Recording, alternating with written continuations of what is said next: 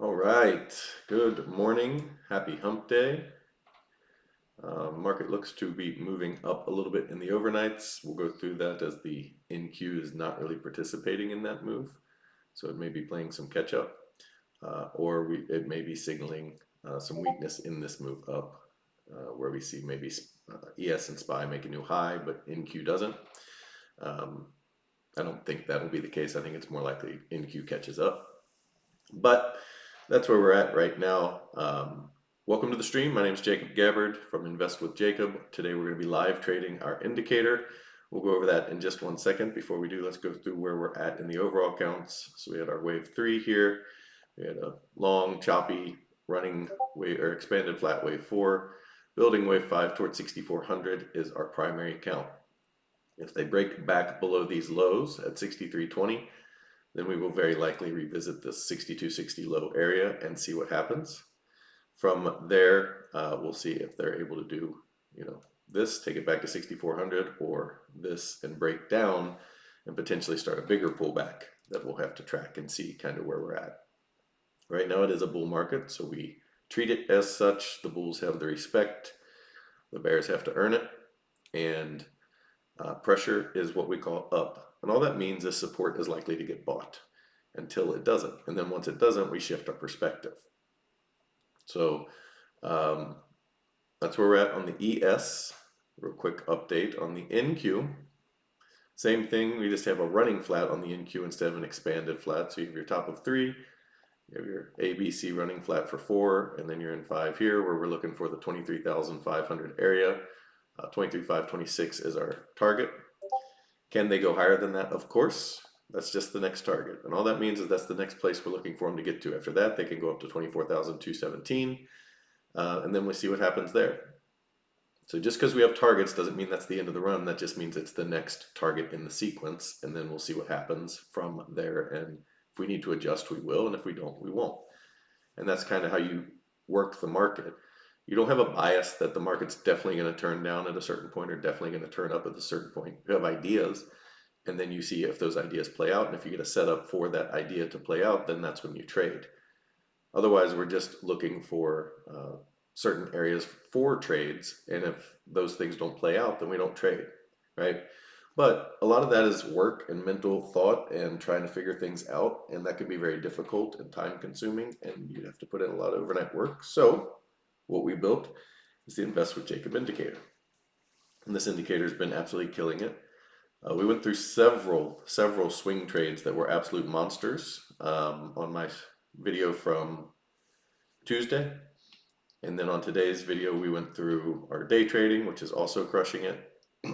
Overall, we are up 70% over the last 18 months on a $100,000 account. So we trade based on a $100,000 account, trading 25 contracts per trade. Most of the time, options are between $1 and $2. So if you do 25 contracts at $1, that's $2,500. If you do it at $2, that's $5,000, and that's your 1 to 5 per. Your 2.5 to 5% of your 100K. That's the trade size you should have on day trading. You shouldn't have more than 2.5 to 5% of your capital involved, because you can get over leveraged really quickly and you can blow up your account really quickly. So our trade size is 2.5 to 5%, and then on average we lose about 20% of that on losing trades, and on winning trades we can make 100% of that. We've made 2,500 in a trade lots of times. So we keep our losses small, we keep our wins big. Now, if this is your first time here, again, the indicator is called IWJ Pivot Point Pro. It's only in trading view, and that's what we're in right now. We're on the SPY and we're on the 5-minute chart. So we day trade off of the 5-minute chart. We swing trade off of the weekly chart. So on the left here, you have the blue pre-market or post-market, excuse me. And then you have yellow, which is pre-market. All they do is they switch the color at midnight, essentially. But they call them two different things. So you get two different reads. So for right now, it says the pre-market low is 630.55 because that's the pre-market, which is yellow. The actual pre-market low is down here around 628.58. which is the, happened in the post market before they switched over. So in the overnight session completely, pre and post market, the low is down here at around 628.58, but in the pre-market trading session, the low is 630.55. So that could be a little confusing sometimes. Overall, this takes complicated trading ideology and makes it extremely, extremely simple. We look at 175 different things and we compile them, and then each of those things are weighted, meaning a high volume support or resistance level might be rated at 20% of value of the entire algorithm, whereas a crossing moving average like RSI or something like that might be weighted at 5%. So we value extreme levels of volume, high levels of volume of support and resistance. That is the very first and most important thing we're looking to trade off of. Then we're looking for dying momentum, we're looking for dying volume, we're looking for weakness in the move. There's a lot of different things we use to measure that and find that. And then once we get all those things lined up, it gives us a buy or a sell. Normally you would have to look at 20 different indicators, 2 different charts, several different time frames to find all this information out. We compile it in real time, and then you get a simple buy or sell signal. Now we don't trade in the pre or post market because it's very choppy. You can see there's a lot of just sideways move here where nothing really happens. So it's not an effective trading time because the volume is dried up. We only trade real time hours, and we only trade till 10 a.m. Pacific time, 1 p.m. Eastern. So basically the first half of the day, and that's because at the open and right after the open is when all the volume comes in, and then it kind of dries up until the close, and then at the close more volume comes in. So you can look at our volume here, and you almost always see this kind of look on the volume chart.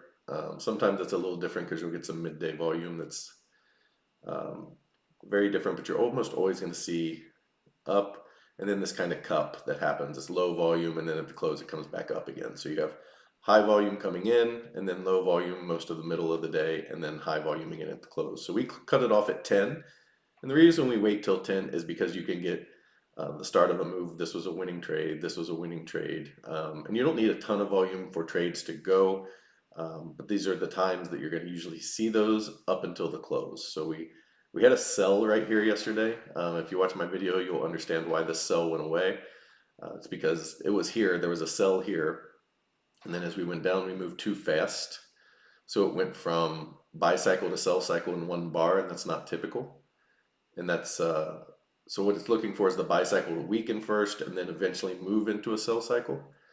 But that's not what triggers. What triggers is the weakening of the buy cycle, and this went from weakening the buy cycle all the way in just to a sell cycle. So it doesn't trigger just because a sell cycle came up. It's supposed to trigger when there's a weakening of the buy cycle, and that's what we got. And the trigger happened.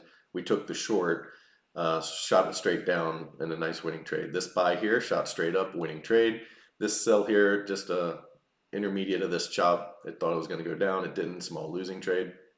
And then this buy here, straight up again. We got in this trade for 55 cents. We took profit at $1.30, which was, almost 300%, 240% or something, 260%. Profit at the top, and then stopped out on the second half of that. So really nice winning trade here. And then we stopped trading for the day because it's after 10 o'clock. So really good day yesterday. Our swing trades are killing it. Day trades are killing it. We're doing awesome. Right now we're running incredible specials on this. You can get it for 30% off of your first month if you're going to get the monthly indicator with the code monthly30. And you can get, if you get the yearly indicator, you get our Elliott Wave Advanced and Beginner's course for free. That's a $177 value.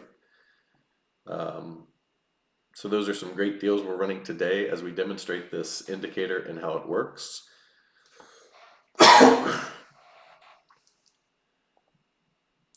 And overall, we're looking at what we think is the ending of a major bull market. Now, that doesn't mean that it's the end of the bull market, it's the ending of the bull market. And there's a big distinction there that means they can still bull on for a little bit and go up before we see the final top. We're not trying to front run that final top. We're trying to, there's going to be plenty of downside room once it does happen, but we're looking for support to break. And once support breaks, then we can start talking about it. Then we can start being more involved with it. Then we can start trading it. But right now it's a bull market, pressure is up, and you just kind of pick your opportunities.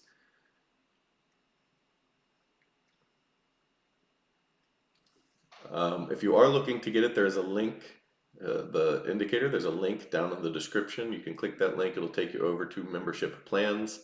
You'll come into the website here, you scroll down a few spots and you'll see our trading view indicators. $59 a month, but you're getting 30% off today with the coupon monthly 30. And if you get the yearly, you get 2 months free, as well as the Elliott Wave Beginners course and the Elliott Wave Advanced course. So it's 175 if you get, or 177 if you get them together. You're getting both of those. And it does come with a 30-day money-back guarantee because I stand behind everything I do. And if you don't like it, no problem. I don't want you to be unhappy. I'll give you your money back and we'll both go our separate ways. We do have other courses. We have Trade Waves Academy, which if you get the yearly indicator, you get 50% off of Trade Waves Academy. That's not listed on the screen, but it is something we offer because it is great value, and you know, we appreciate you getting the yearly. I don't want the screen to be too cluttered.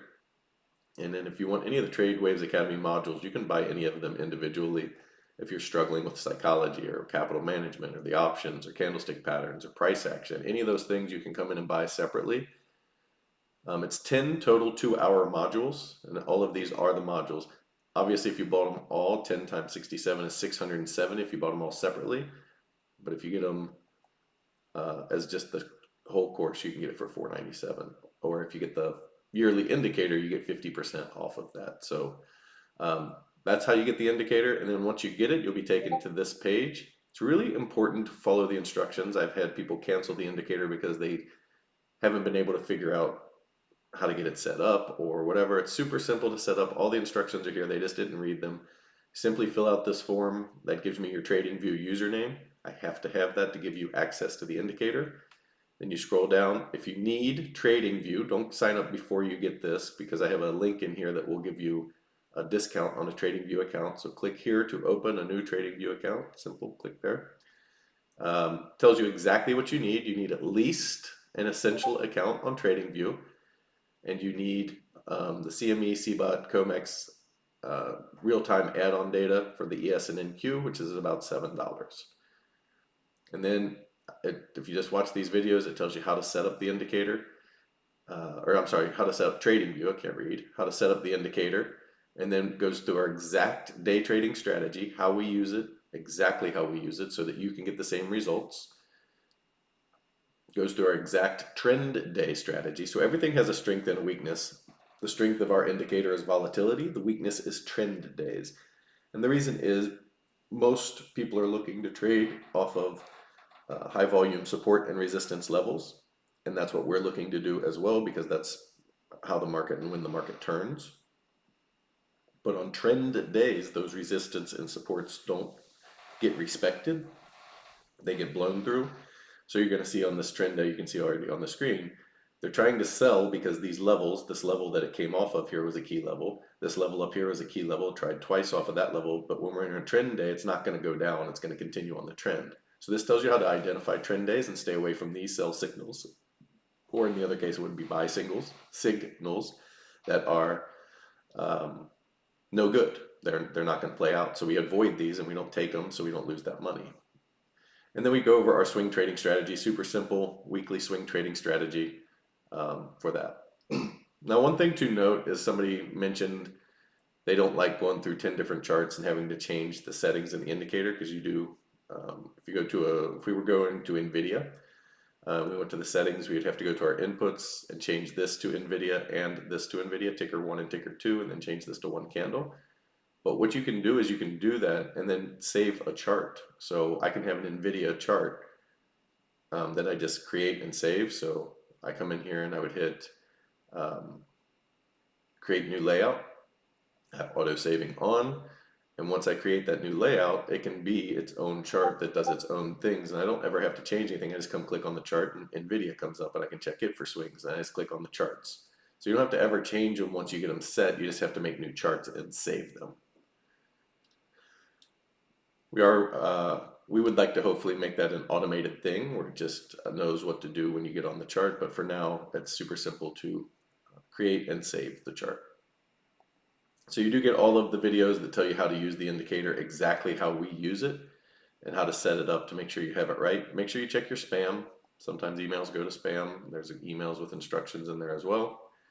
But we have you all taken care of, and we want you to win.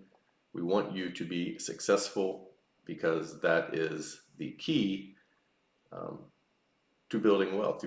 When you have non-emotional trading and you can just simply robotically say buy or sell, then it makes it very simple to trade your, to trade your,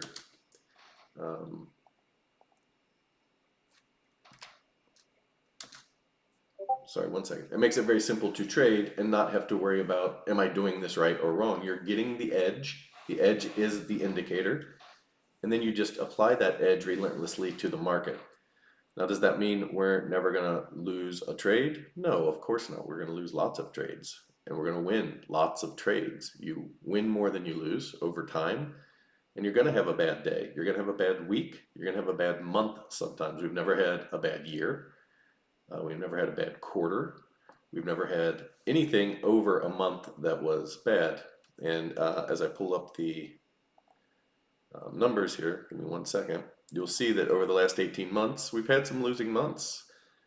But you're going to also see that we've had some monster winning months, and that we win far more often than we lose, and that our totals bear that out.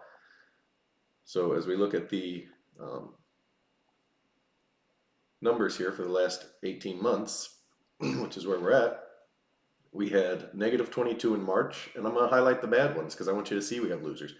Negative $22 in March per contract, which was a negative 550 month. November and December of 24 were really rough. It was a really weird 2 months where the market just didn't do what it was supposed to do or what we expected to do. It's also lower volume trading, which makes it harder on the indicator. Those 2 months sucked, but net year on a 100K account, 35% gain, 35.5% gain technically. So that's for 1 year. Now we made tweaks to some of these things. We've updated the indicator. We continue to try to improve it. And already through 6 months, we had May, which was minus $90, but overall we're already up 35,000 again. So for 18 months, so the tweaks obviously working. We had a record month in January for 14,000 profit. We had another monster month in March for $9,000 profit, and one small loser, and we're already up $35,000 on the year. Again, 70,000 on a 100K account in 18 months. You just can't see those returns anywhere, and we have them, and they're documented. And not only do I document them, these are mine. Matt documents them. He does not work for me. He is a paid subscriber, and he chronicles all the trades to make sure that what I say is true for his own benefit and for my benefit, and he shares it with me. I appreciate Matt doing that, and I'll pull up his latest update because it's important that you see, I'm not the only one who is keeping this data. So it's verified data. Give me one second. I'll pull up our latest update. Where are you at, Matt?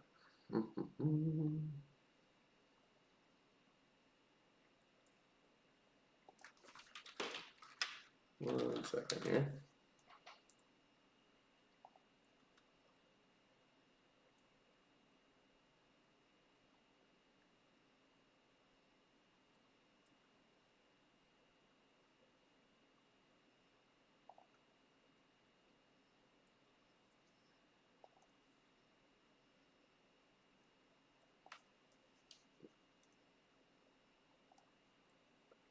All right, there it is. Give me a second.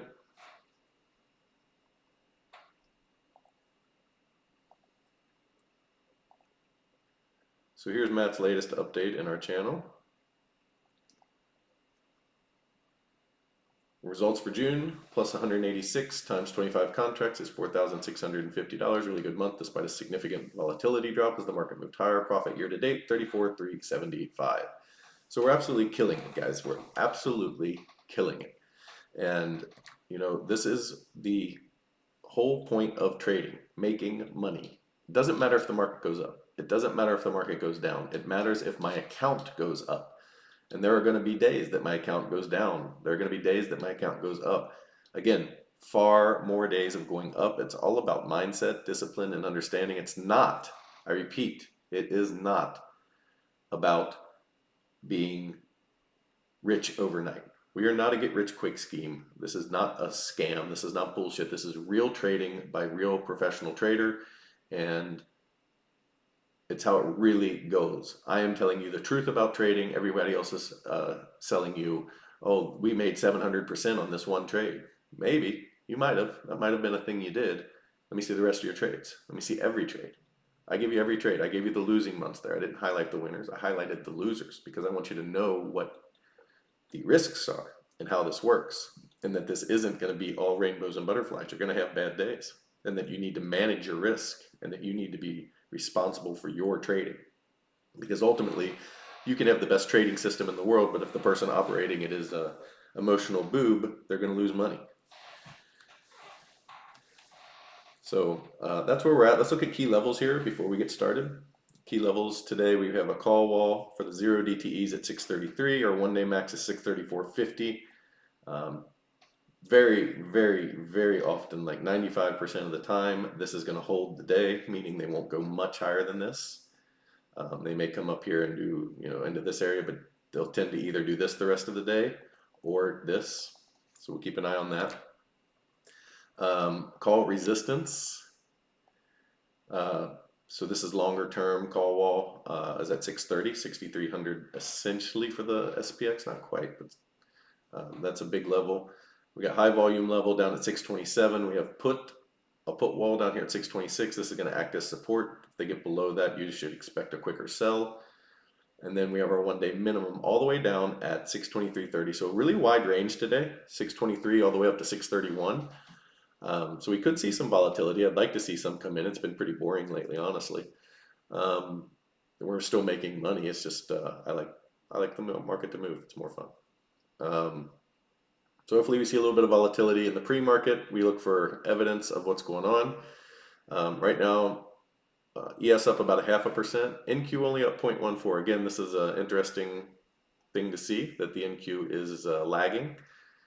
We'll see how it, whether it plays catch up or we drop. RTY is showing strength at 0.73, so that is a bullish development. If RTY is leading, that is usually pretty bullish. We want to see that weaken significantly if you're going to look for a move down. The Dow is positive. Transports don't pre-market. Let's see what the XLF is in pre-market. XLF, the banks are positive, but sinking, it looks like. The banks were very positive earlier and now pulling back off of that, it looks like. But still, the banks are up 20 cents. They're positive. SMH down. This is probably why probably seeing the big 7, Mag 7 have some issues. SMH is down pre. Nvidia is up. Meta is up. Microsoft up. Wow, interesting to see that the NQ is lagging so much here when everybody's green. Netflix is up. Amazon is up. Tesla down a little. Apple is up. Google is up. So almost the whole Mag 7 is green. I wonder who was weighing down the NQ today. I'll figure that out. So we're seeing some bullish behavior across the markets, of course, with the RTY leading. We will give a bullish bias to the market today until or unless we start to see it fade.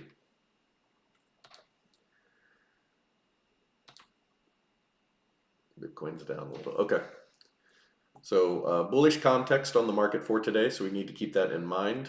That doesn't mean we're only taking bull trades. It doesn't mean that the market's definitely going up. It just means that we have that information in our back pocket to say, Is this sell-off likely to break down? Probably not, given the context of the market, but it could go down far enough for a sell to make money, day trade to make money. So keep all those things in mind. Let's see, we got any morning Shocker, morning Williamstown, morning Ebenov. I think I said that right. I hope I did. Morning Fitness. Let's see here. Look at other stuff. No, okay. If we are not in an expanded B wave up, would the move from 63.74, yesterday's low, a 63.18 be considered wave 3, even though it looked like 5? No, I think yesterday's move is still wave 5. I don't think we're in an expanded B up, but that's just on the screen as a back burner thought. It's possible we are in expanded B, but that is like the 4th count down in what I would expect.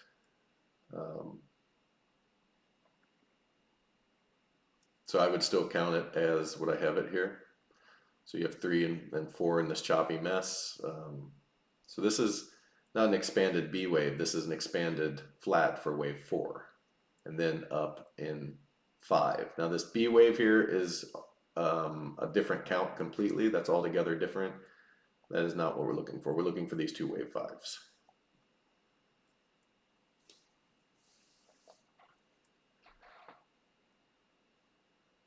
Oh yeah. So you meant was the move corrective that looked impulsive down. Yeah, and that's why I always tell you guys, 5 down on the micro doesn't mean a whole lot until you build out 5 down in kind of that intermediate size. And then you can start to say, okay, I have 5 down, because what you have then is you have a wave 1 that's 5 waves, you have a wave 3 that's 5 waves, and you have a wave 5 that's 5 waves. In other words,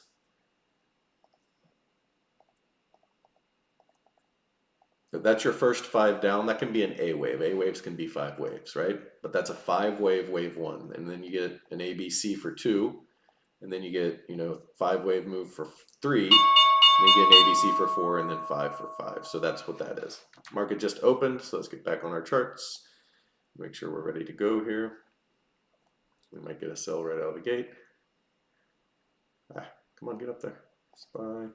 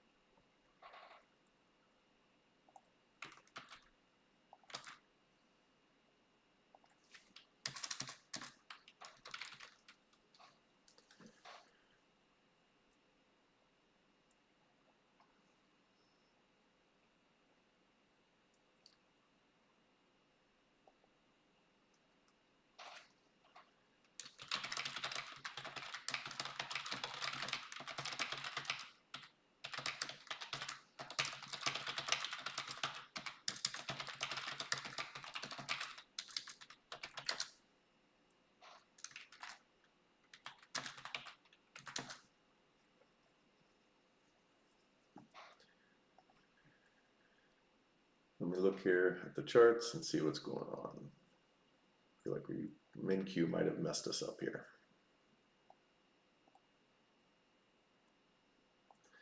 Yeah, NQ never got into any kind of buy cycle, so we're not going to get a sell signal here, even if they crash it down, because NQ's been lagging.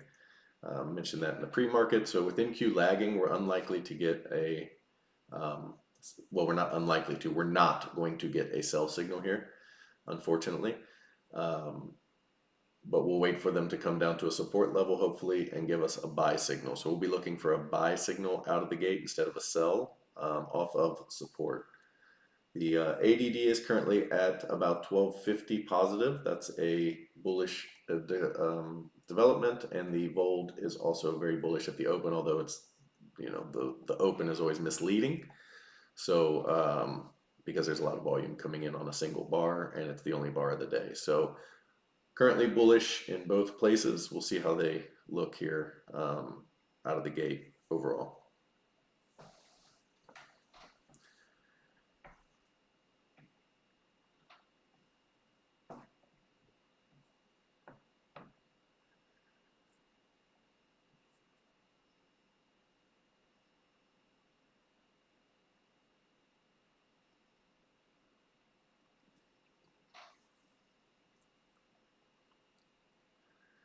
If you're looking for a move down, you want the ADD to start to decline strongly. It's declining a little, I wouldn't say strongly. We'll see if they speed up on that.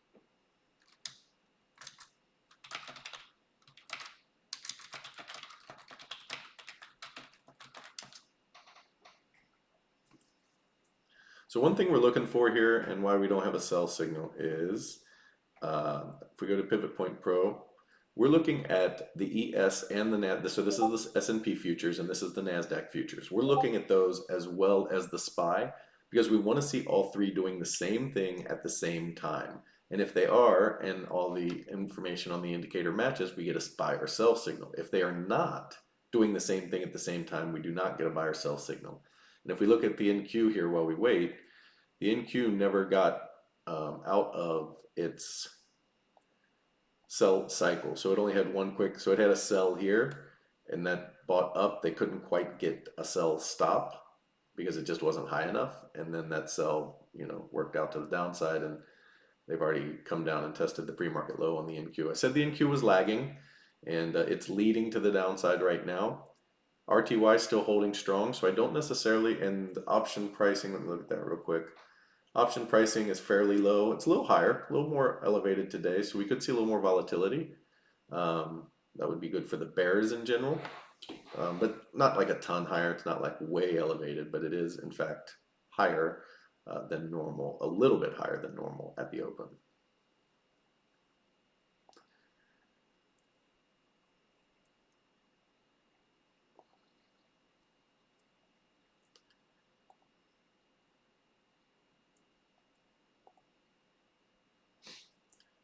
Okay, let's see here.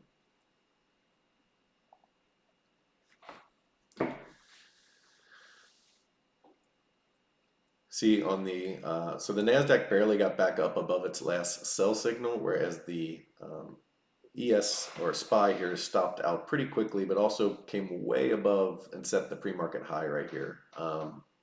So this was a big jolt up that flipped it into a buy cycle, which would have given us a sell. On the NQ, we did not get that, so we don't have synchronicity, and without that, we don't trade. Because what you tend to get when they're not in sync is chop. In this case, you may get just a sell-off, which would be okay as well. That wouldn't be the worst thing that's ever happened, but missing the trade, always annoying.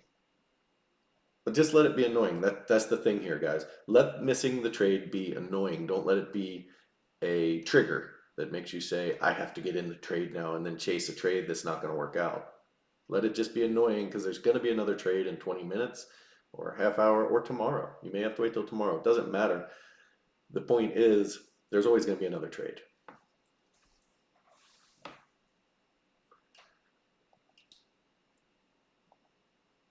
So right now we're looking for a call, assuming this, let me look at the charts again real quick. Let me look at something real quick. Depending on how this bar closes, we will be looking for a call here shortly, or a long for the market.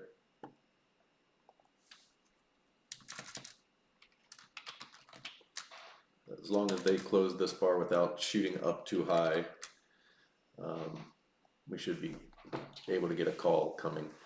Right now, ES is trying to enter into a sell cycle, and assuming this bar closes anywhere reasonably flat to low or red, it'll stay in that sell cycle, and then we can get a buy cycle or a sell weakness started to get a buy signal. So just for clarity on that, when the market is selling, we start selling from a buy cycle. So this up here, let's say there was a sell signal right here.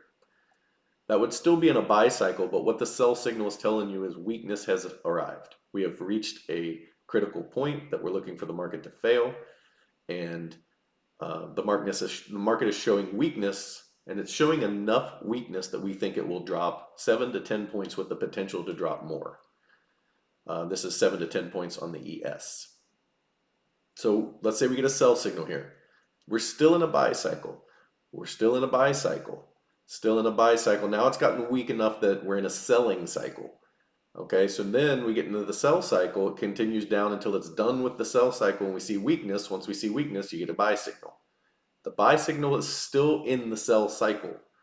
Still in the sell cycle, still in the sell cycle. Then it gets strong enough, momentum gets strong enough that it puts us into a buy cycle again. Then we see a sell signal. So that's what the cycles are and what they mean. If they run this back up, it's going to be a little bit tough for us to get. Yeah, they're not going to be. We needed this bar to stay down in the flat to red area, so we're not going to get a call here. And again, essentially what we've got here at the open so far is just an up or a down and an up. And when things aren't aligned, this is what you get.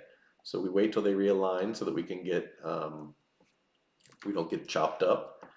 And then once they realign, we have a lot more probability for follow through.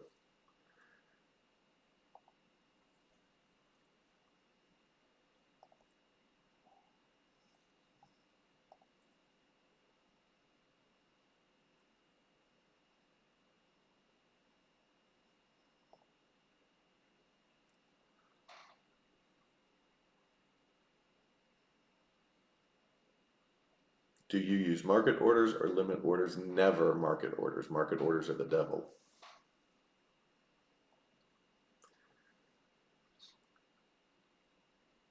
Market orders will strip you of 20 to 50 cents. Okay, we got a buy signal here. Interesting. So we are going to take 632 at 84 cents is what we got here.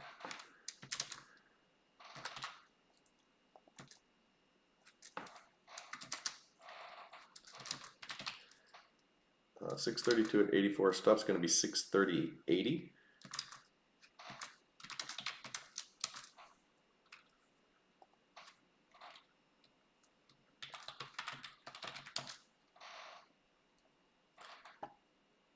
So what we look for here is we're looking for a 20% gain, and then we would get out of half of the trade, and then we're looking for runners after that.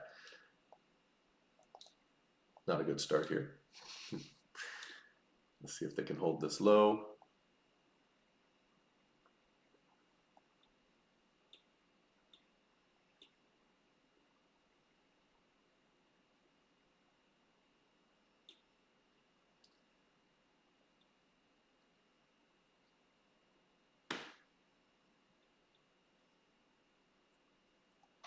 They did not. All right, we stopped out there.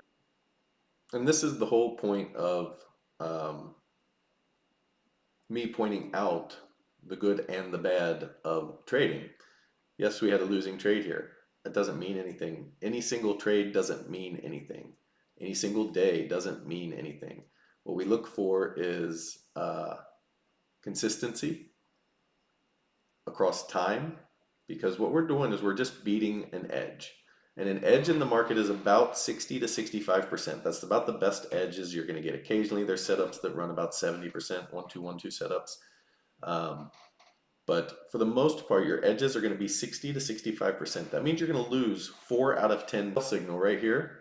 This is a different day, but this sell signal, this is what you're looking for. You're looking for this move right here, because our stop is always going to be really quick. But our wins can also do this. And this is what matters. When you see these kind of runs, those are the types of trades you're looking for. And yesterday we had 2 of those. We had the first one up here. We had a sell signal right at the top. I went over why that's not on the chart right now. But that sell dropped straight down. I mean, this was an awesome winning trade that just got to keep running and running. People made about 60% on that trade. This was a winning runner. Made money on that trade. This stop or this sell right here in the middle, small loser. This buy, big winner, ran straight up again. So you're going to have losers, but remember the losers are small and fast, and the winners are bigger and can go as far as they want to go.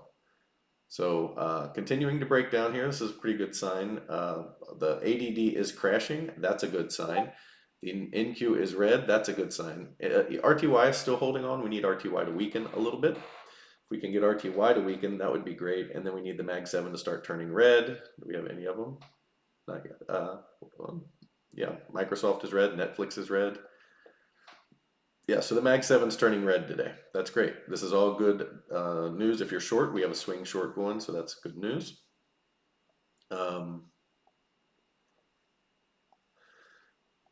But we'll have to see if they get follow through. If you're wondering why we had a swing short, I went over it yesterday, but you had a little bit of a head and shoulders pattern on the smaller time frame, and they obviously pushed through that overnight and up to where they are now.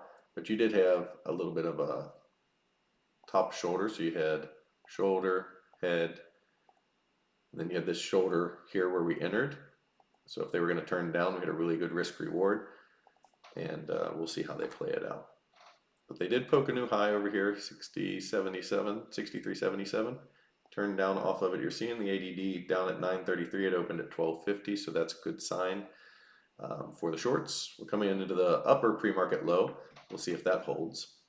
Typically, you would expect it to, but NASDAQ is at or breaking it, the low. Let's see. They blew right through it there.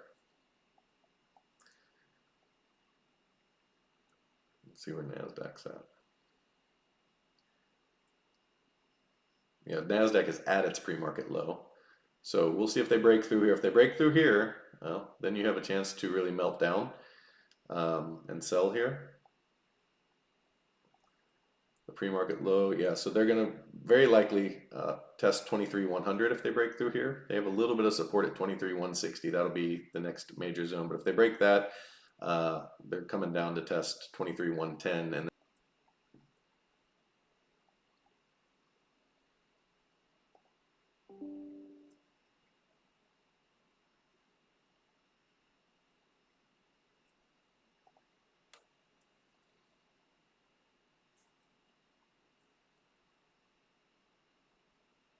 RTY is starting to weaken. It's down. It was up 0.75%. Now it's up about 0.5%. So it's dropped about 0.25% here. We'd like to see it weaken a little bit more. If we're going to see them follow through, we'd want to see the RTY play along. Transports or flat banks have gone red. So we're seeing some rollover here in the market, which is a good sign, if you're short. Down here around 628 is going to be a very key level. That's the pre-market low on the ES. So NASDAQ leading today to the downside.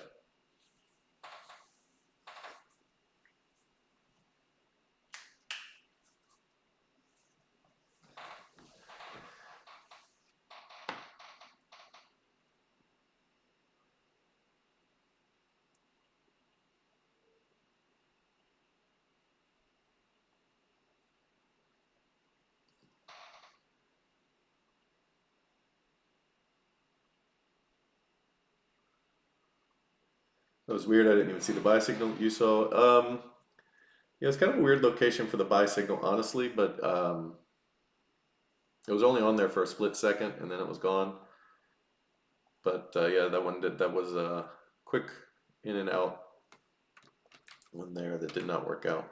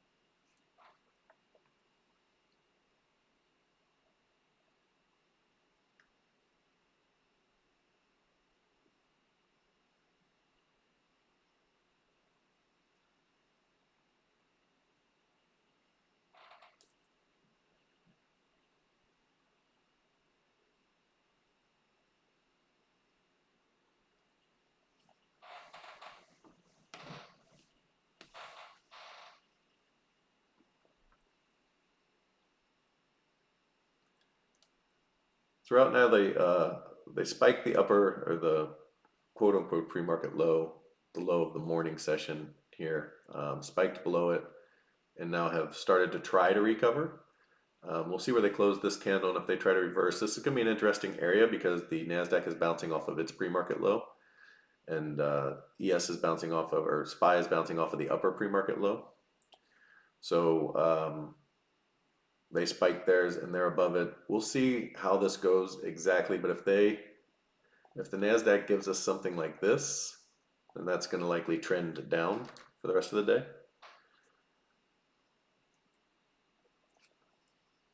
So trend day means you break the pre-market low or the pre-market high, just depending on which way you're headed. Okay, so they broke the pre-market low, they stabbed below it. Then you back test VWAP and the 21, which are these two up here. And then you make a new low, and if you do that, that signifies you're very, very likely in a trend day, and you need to not take the buy signals that come up. Is it possible? Is it possible that they do this, and then a buy signal comes up and they do this? Of course it's possible. We're gonna miss trades sometimes. It just is what it is. More often than not, it's gonna trend, and you're gonna take those buy signals and get beat up, and then you're gonna be frustrated.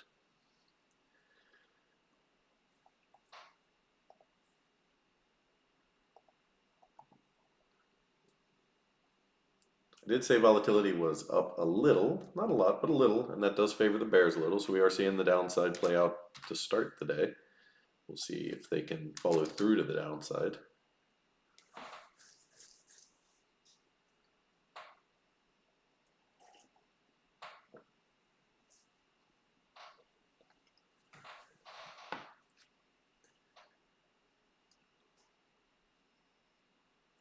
Getting back into this wick and below this low here, very good for the bears.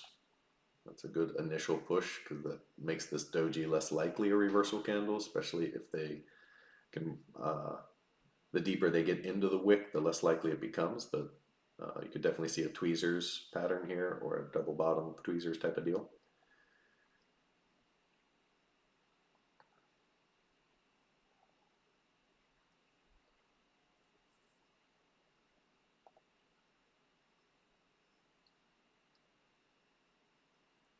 Ten-second delay this morning. That's not horrible. I know I put the delay at a lower level, so it used to be like 20 seconds or something, or 30, and now it's down to 10, so not too bad. Right now I am sitting on a buy, waiting for a buy signal. I have 631 as my strike here, and we'll see how it goes.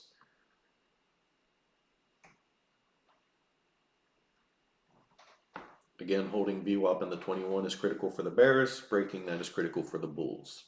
And that's the blue and black line on the screen.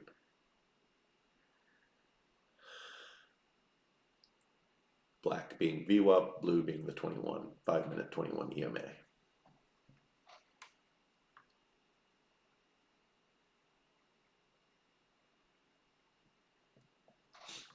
Jacob, what's your opinion on Fibonacci spiral turn dates? I'm showing one July 28th.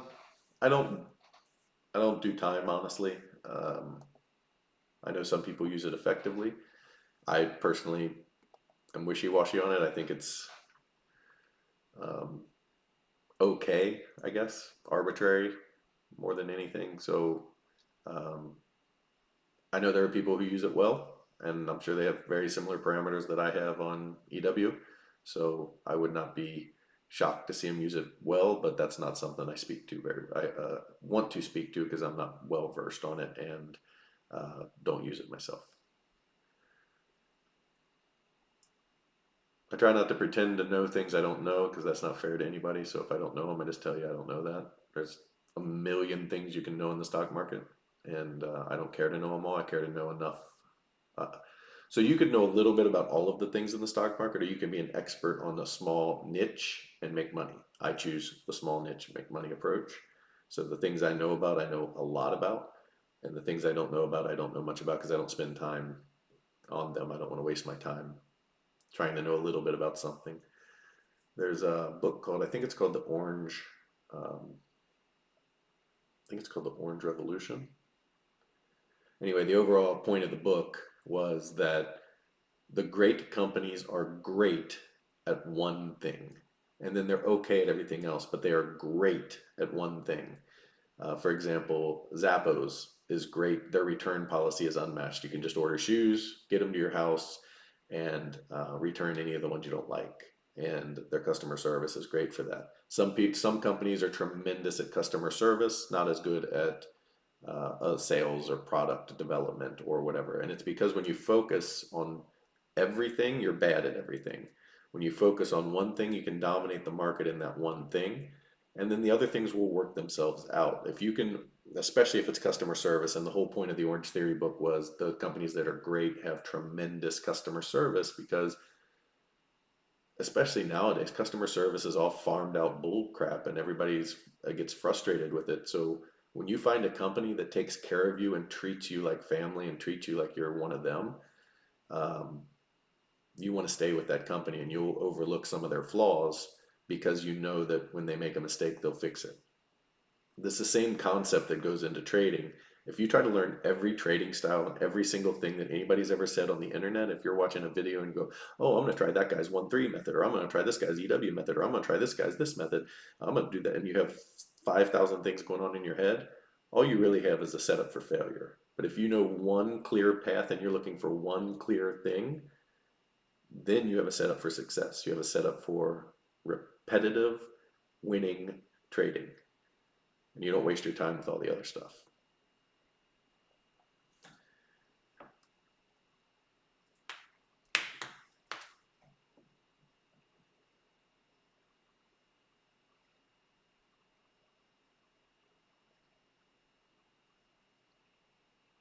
It is funny. I was doing this call on Tuesdays, and Tuesdays were like this, where it seemed like every Tuesday was either a trend day or just a bad trading day, and Wednesdays were great. So I said, okay, I'm going to move to Wednesdays, maybe, whatever, Tuesdays or start, whatever. Now Wednesdays are all trading like this, and Tuesdays are great. Yesterday was a great day. So I'll just stay with Wednesday. I understand that it's like Keno or Bingo or lottery, whatever. You pick the numbers, and then other numbers seem to come up a lot, so you change your numbers, and then your numbers come up, and all that kind of silly stuff. So just been funny that regardless of which day I've had this on, it's been one of the worst of the week each time.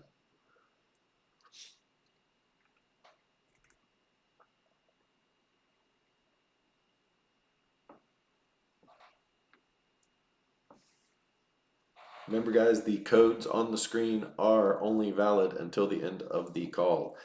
So if and when we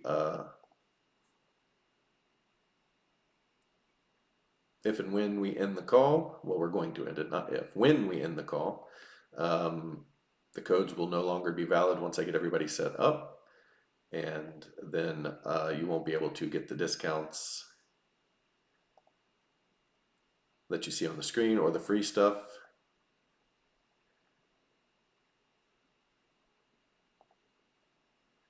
So make sure you take advantage of that. You don't get these all the time. They're only on these live calls.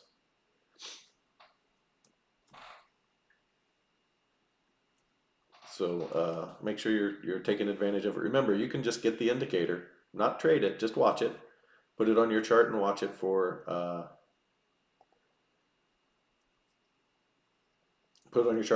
the month.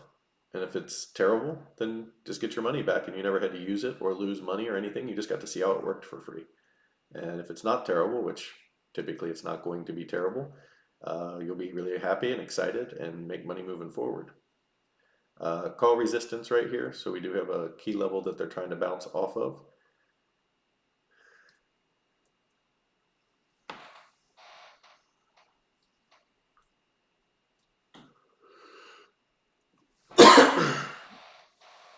You have gap close down here at 628.85. So very likely they're going to try to come and touch that level, especially given how much they've fallen off of here. The ADD continues to fall, which is a good sign. Volt is kind of sideways, but still bullish. The Volt ratios are definitely bullish. So we'll see. This is kind of an interesting day. We're getting some mixed signals. Mixed signals usually either chop or down.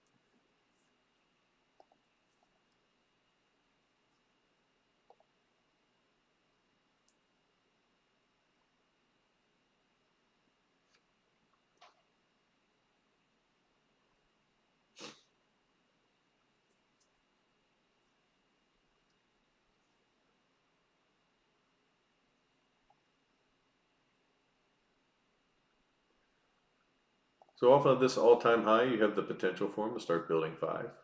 Obviously, we all know that we take 5 in a micro with a grain of salt. But you do have this 1, 2, 3 setup so far. They can continue building that to the downside. It's a good start for the bears if they're really going to try to follow through. If we come down here,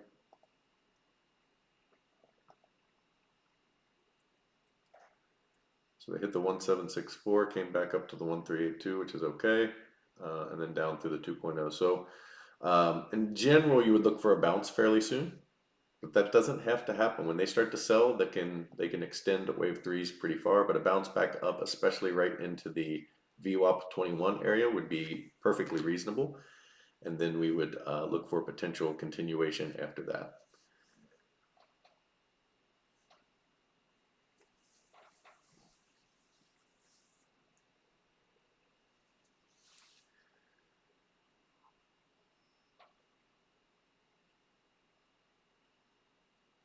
Big flip out of the Mag 7. We had all of them were green, and now you have 1, 2, 3, 4 of them are red. And nobody's super green. So, these are up 0.4% or so, and Meta's up 0.25%. Nvidia's the closest, they're up 1%.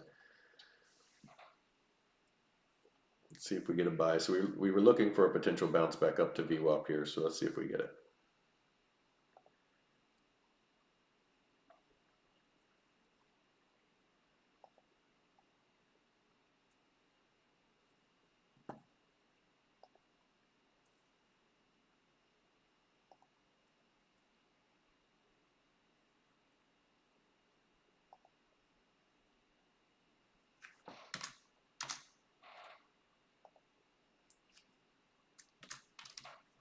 I'm currently looking at a 630 strike, just so you guys are aware, call strike. If they go up too much more without getting the buy signal, then I'll probably move to 631. But right here, I'm just looking for 630. It's close enough to price that works. If we get a buy signal again, they still have to actually move up. This could be a quick dead cat and down. We'll see. They're fighting this call zone here at 630. You got that call resistance there, so they're fighting that right now. Again, a perfectly reasonable area to bounce.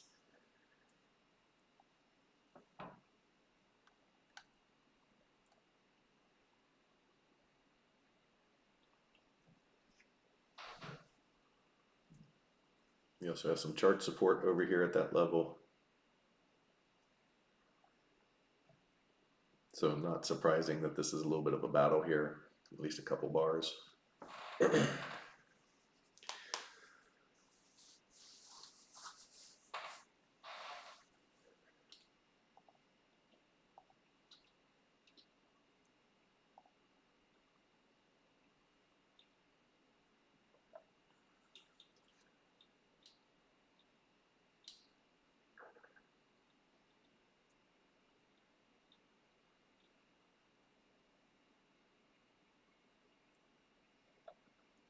Appreciate your input there. I feel kind of the same way, but using it, but with light weighting. Yeah, I mean, time spirals are interesting. Who would have thought the market jumps up 15% with jumps up with 15% tariffs on Japanese goods? Sentiment rules the day. I think that's the whole point, is that the news is irrelevant.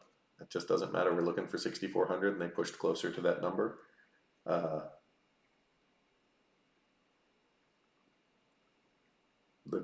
Just more proof that the news doesn't matter.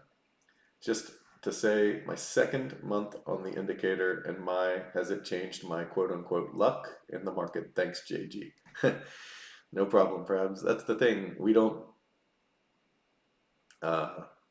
play it as luck, and then I know that's what you're saying there. We play it as an edge. We know that we're the house. So I've used this analogy before, but would you rather be the gambler or the casino? And the answer, of course, unless you're just an idiot, is the casino. Because the casino always wins. Now, do you think that the casino has losing days? The answer is absolutely they have losing days. But do they make money over time because they have the edge over time? Yes, and that's all trading is. You have the edge. Eventually, the law of large numbers plays out, and you will win money or make money if you follow the rules. That's all we're doing is following the rules. And it's so hard for traders to do that. I get it. It was hard for me in the first part of my trading life because you want to be in there, you want to have action, you want to make money, you want to get rich. All that stuff sounds really cool until you lose 3 bank accounts and then you go, I just want to consistently make money and not have one big winning trade and 17 losing trades.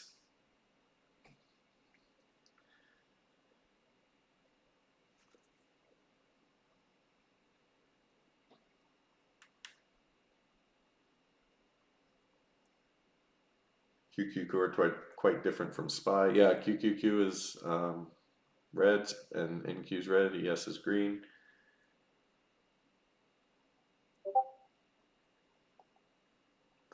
IWM thinks it's a tech stock. Today it does.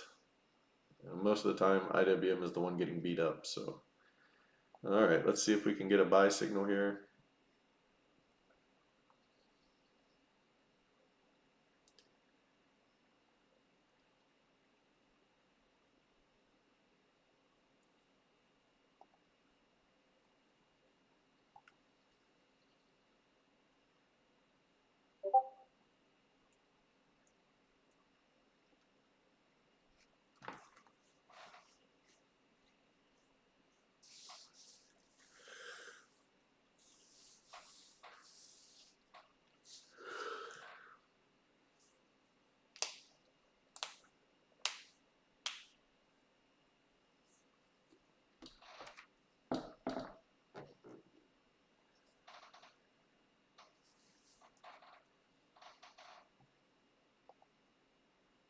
Flew to the Midwest. I'm in Kentucky right now visiting my family, and the first day I got here, there was tornado warnings, so I forgot about those things. I haven't been in Kentucky in a while. I forgot we were in Tornado Alley. All good though, no tornadoes, at least not at our neighborhood. In Vegas, you don't really have natural disasters. You just have wind. And occasionally earthquakes that rattle over from California, but not very often, and not usually very strong. But you just have insane hurricane force wind with no rain, which is really odd. And then in Washington, you just have rain. You don't really have many disasters up there unless the volcanoes go crazy, which a lot of theories out there about a big, like super volcano eruption.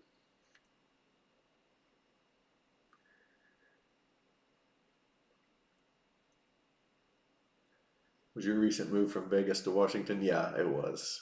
My wife's family is from up there. My daughter really loved the school she was in up there, and unfortunately, that means we have to go there. So you do what's best for your family. I would have rather lived somewhere else.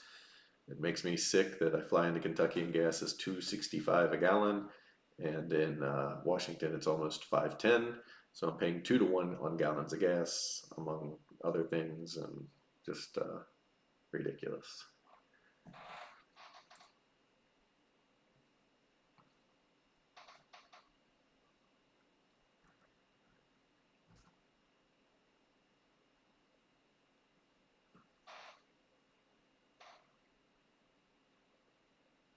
Washington sounds a hell of a lot better than Vegas despite the gas prices. It must be gorgeous. Washington is one of the prettiest states in the entire country. Um, Washington, California, Oregon, that whole coastline is just incredible.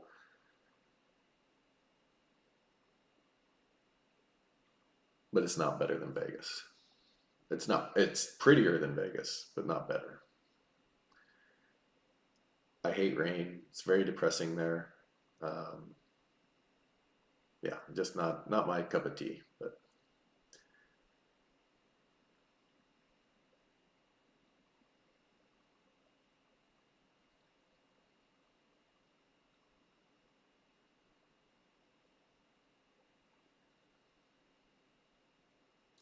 do what you got to do for your family sometimes.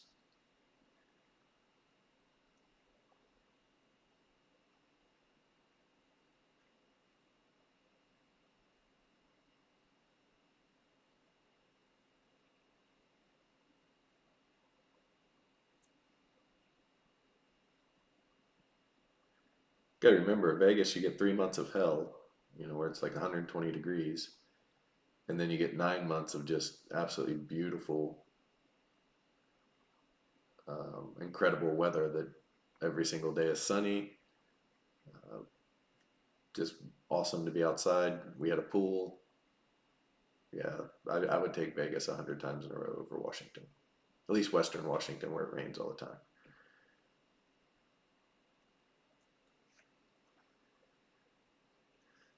In Washington, it's the inverse. You get three of the most beautiful months of the year. So I would reverse snowbird in Washington. I don't know what you call that, summer bird. I don't know, sunbird. I would spend summers in Washington. It's beautiful, and then the rest of the year in Vegas. But that's not an option yet.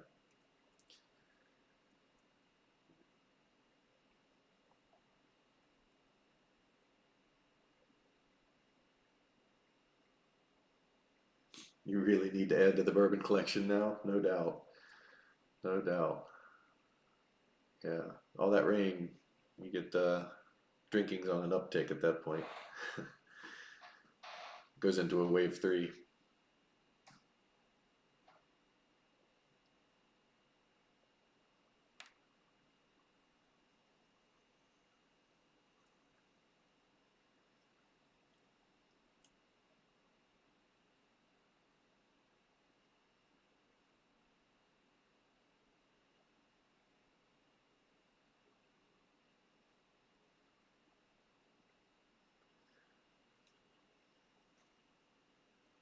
So far we've gotten a pretty decent five down.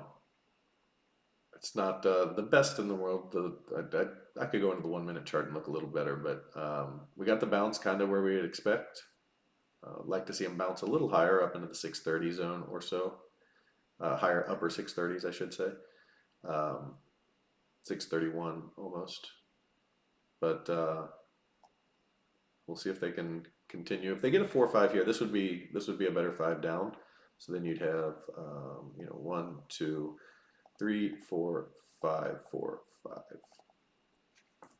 You always count the 4, 5 twice because you have 4 and 5 of 3 and 4 and 5 regular.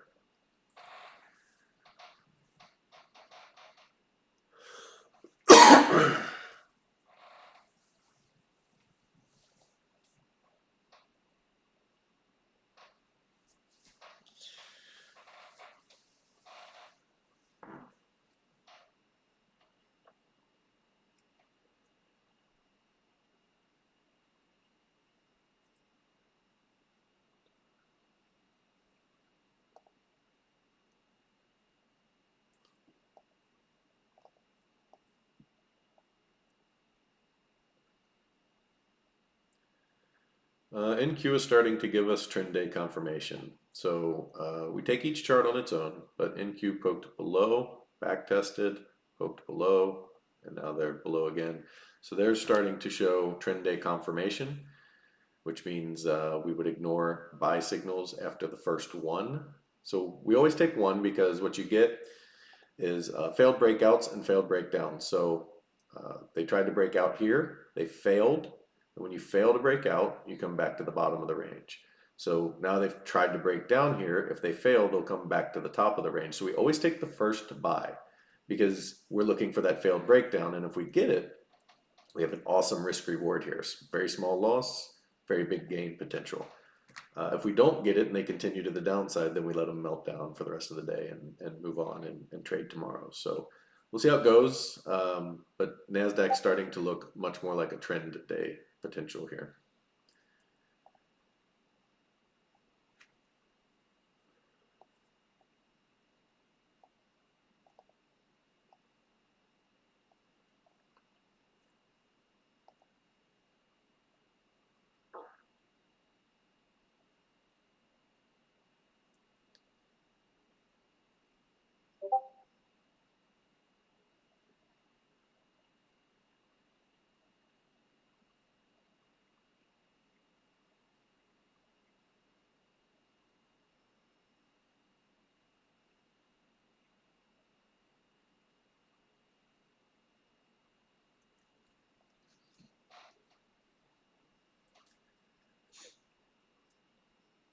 ADD flattening out a little bit. It's back up to 900 or 990 actually. Um, so we're seeing a little bit of weakness here in the bear from a bear context. Um, RTY back up to 0.75% higher. They're not going to drop the market without the RTY. They're just not. So the RTY's got to get on board. If the RTY is going to stay up here around 0.75% and higher, then you're going to see the market continue to either chop or drift. You know, you're going to see this, or you might see a little bit of this, and then eventually this. But you should see the bulls step back in unless RTY starts to drop. If RTY starts to drop, then we can kind of look for the downside to play out a little stronger. But until then, I doubt they're going to be able to melt down the full market without RTY participating.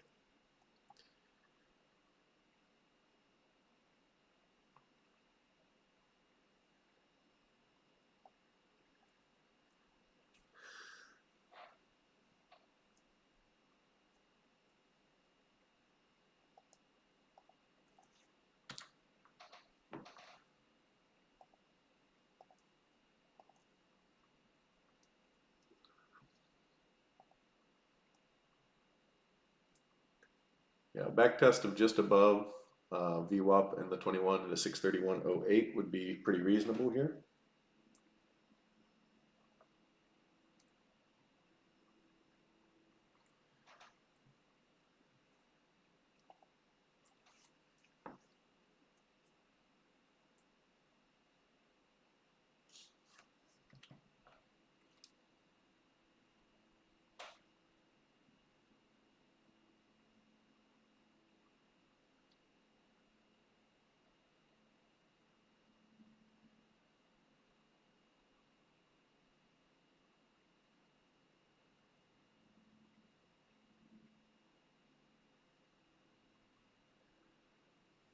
Very close to seeing the buy alert here.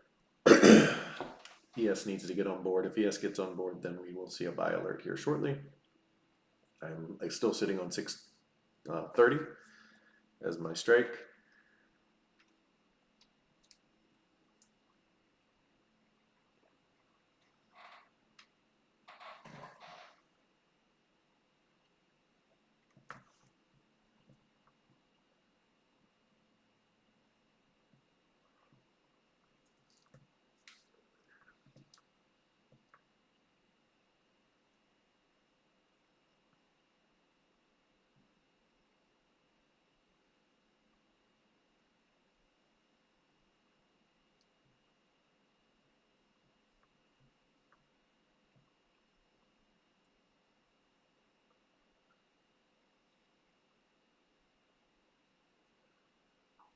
One thing that's great about here is there's no rooster. Oh my gosh, that rooster.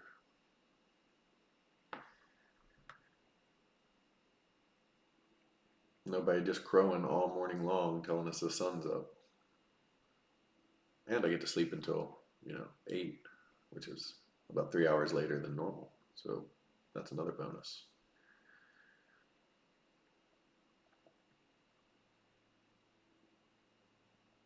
You didn't bring the rooster for backup? Not today. Maybe if I need the market to wake up or something, I'll get the rooster out. But I'm okay with the market going to sleep and just falling down.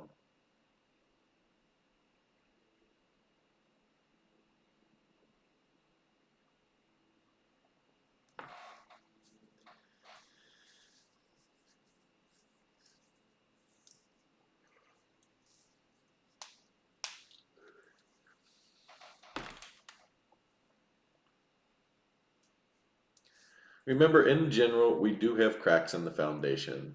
Like I said at the beginning of the live stream, this is a bull market.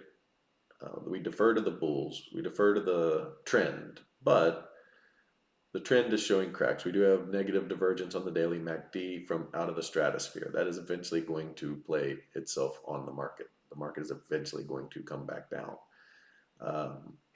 We have a very full count. We're really close to our target. We have very sloppy diagonal trading. All of those things are indicative of the market trying to weaken, and when it does weaken and the cracks break, the bottom falls out. It's not a, we shouldn't see a gradual decline. We should see a pretty sharp decline at first. And if we're not seeing a sharp decline, it's likely going to get bought. But we just have to understand the risk that's out there and make sure that we're playing that risk accordingly. Because having all your money in the S&P right now, while great because it's at all-time highs, can turn real tricky real quick. There's nothing wrong with having your money in the S&P right now. I'm not saying you shouldn't, or that that's a bad place to have it. I have it in different places because it's done better, quite frankly. But you just have to understand your risk, and there's quite a bit of risk, especially the higher we go and the closer we get towards that 6,400 area.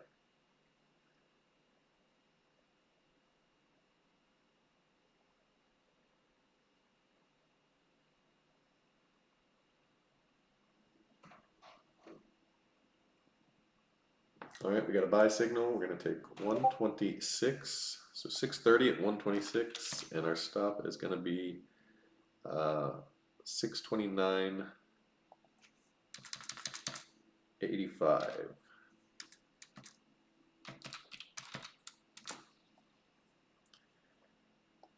All right, let's see if they can get a little run up here above VWAP and stuff, a little bounce. Hopefully it's a corrective bounce. We get a little quick win. Alerts long.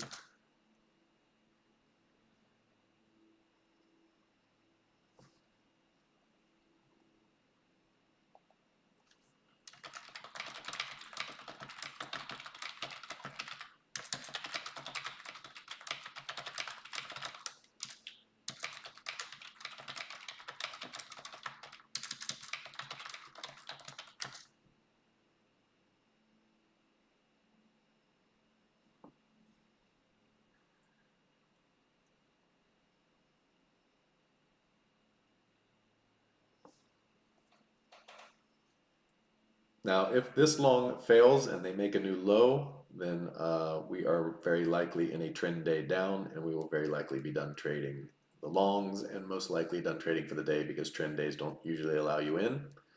So keep that in mind. This potentially could be the last trade of the day if it happens to fail. We've had a lot of trend days lately, which are harder to trade because you don't, well, they're just, you don't get to trade them really.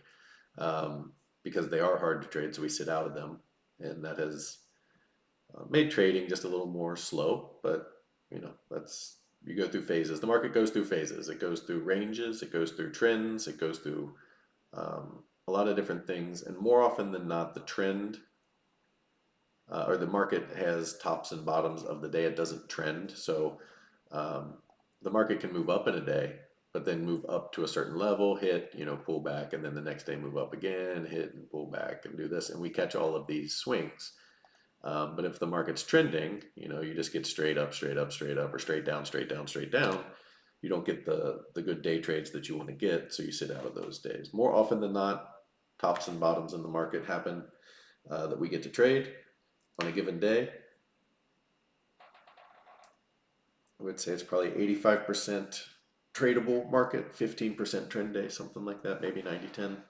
You just don't get that many trend days. And usually you get them all right in a row because you're in some kind of breakout where the market's just, or breakdown where the market's just moving up or down relentlessly.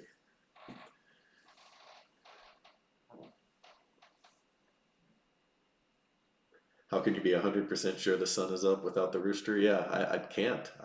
That thing reminds me every 5 minutes that it's up. So without that, I don't have any way of knowing. I don't even know if the sun's in outer space or if outer space exists. Flat earthers have told me it doesn't.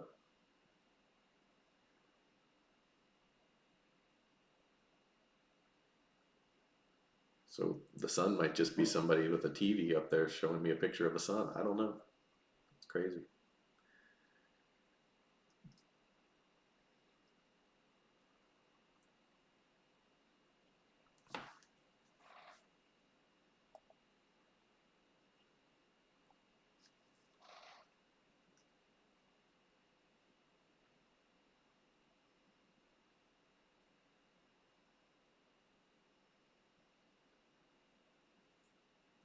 So we entered at 126, so that's essentially 12.5 cents. So that's 20% is 25 cents. So that's 151 is our target. We'll see if that's our first target, I should say, $1.51. So we got in $1.26. We're looking for 25 cents, which would be 20%. We take half off at that point, and then we see what happens with the second half. If we get stopped out, so be it. But if they run, we make extra money, and that's where really all the gains come from, because your 20% wins are designed to cancel out the stop losses. And then the runners are designed to be profit. And that's how the risk reward model works. And that's why we do so well is almost all of our losses get canceled out by small wins or runners or things like that. And then our small wins and 20% takes and stuff. And then the runners get to make money for free. And that's why we do, our risk is so low in general. And like I say all the time, one trade or a day's worth of trades doesn't matter. A week's worth of trades doesn't matter, quite frankly. A month's worth of trades don't really matter, because we all know if you flip a coin, it's 50-50. You could get a head, you could get a tail. But we also all know that if you flip a coin, it doesn't go head, tail, head, tail, head, tail. You can get 20 heads in a row. Eventually, you're going to get a whole bunch of tails in a row. It just works out that way because that's the law of large numbers. So focusing on one thing or one trade is going to be a very bad mindset to have here. You want to focus on the big picture and how the big picture works. We could get 10 losing trades in a row. It's happened before. It's not that fun, but it happens. You just got to roll with it because we've had 10 winning trades in a row or more. I mean, we've had really nice runs in January. I don't think we missed a trade for like 4 days. And that was really good. So you have to understand trading from a holistic approach of the big picture down to a single trade. The big picture is it doesn't matter what a single trade does, and a single trade is we just have to execute it properly. So all you care about on a single trade is execution. Perfect execution is either taking the profit levels when you're supposed to or stopping out when you're supposed to. That's it. That's perfect execution. A losing trade is still a good trade as long as it was made with the right setup. If you have the right setup and it loses, that's still a good trade. If you have the wrong setup and it wins, that's still a bad trade because it's reinforcing bad habits and making you think that that can win and think that that's a profitable strategy. You can enter the market from anywhere at any time and win. You can enter the market anywhere from any time and lose. But if you have a strategy and a setup and an edge, then you can execute a strategy that wins instead of just guessing it when you think the tops or bottoms are there. And that's all this is putting together data that's given you a probable win and applying it over and over again.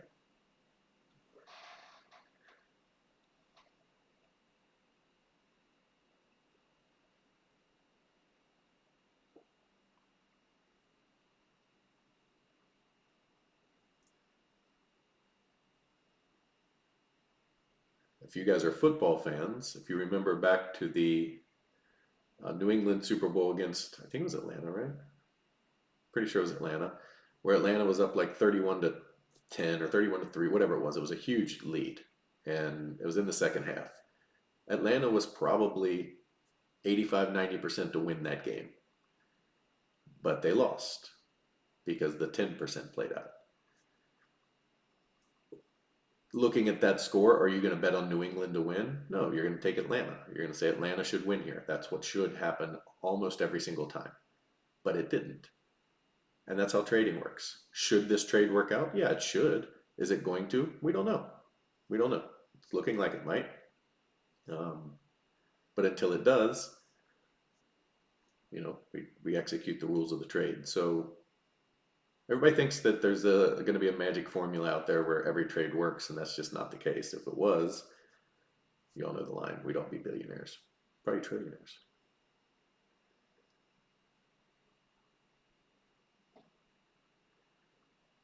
All right, key time right here. We're at the top of the 21. We need a few more cents, which is annoying. So if they can push a little higher, that'd be great. Up into that 631 zone would be perfect, that 618, and then we can take some profit here. This is one of those annoying times of trading where you know that uh, you need just a little bit higher, but they're also at resistance.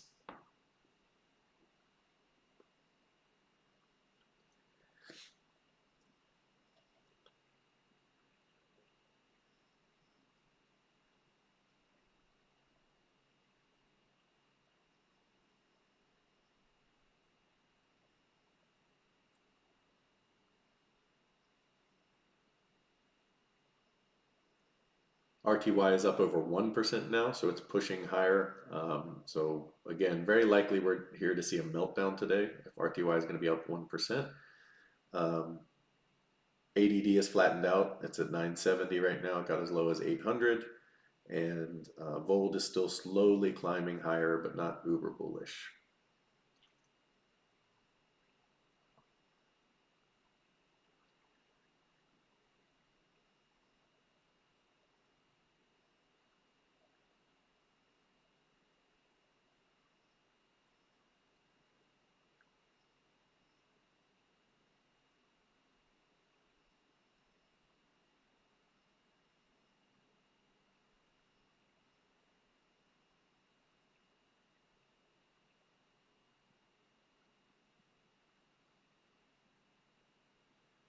So a little rejection off the 21 there. Little stop run. They did not get us yet. Hopefully they turn it back up here and give us a little bit more upside. That would be perfect. We can collect and win. Again, the supporting evidence, the Dow Jones Transports, the XLF, the RTY are all green, and RTYs and Dow Jones Transports are very green. And as long as they're that green, I don't think we're going to see any kind of meltdown today. I think the much more likely path is the most likely path right now is chop. But if NQ gets on board, then back up to the highs would be the most likely path.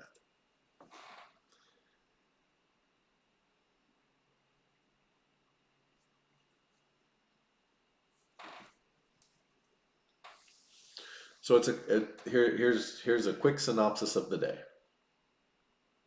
If NQ gets on board, we go back to the highs. If RTY gets on board with selling, we can break down. If neither of those two things happen, we chop. That's basically what we're looking at.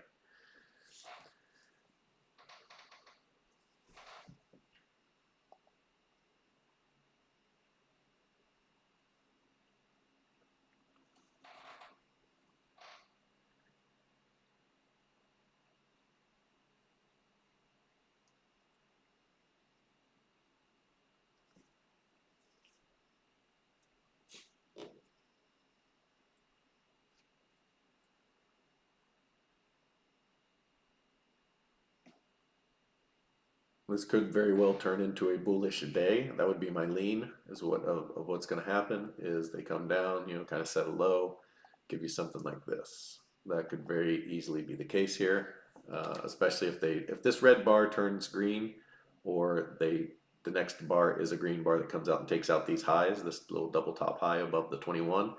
Then I would look for them to at least come back to 631.32. This breakdown area right here, and then see if they can continue from there. But they are not doing that as of right now.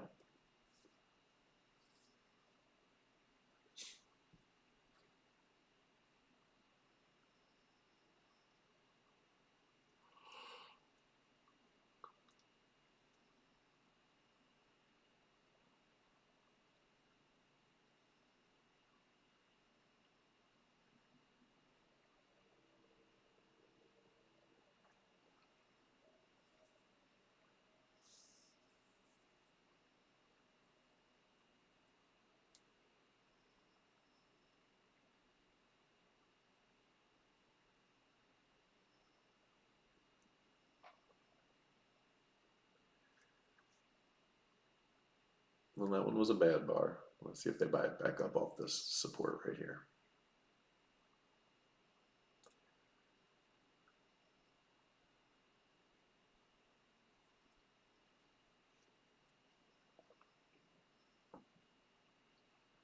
A lot of times, if they're going to make a big move, they don't want a ton of people to be in early, so they'll let come up and then let people get in and then stop them all out and then make the move.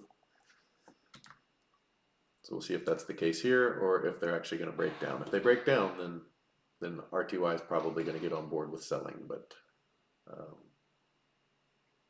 that doesn't appear to be the case as of right now.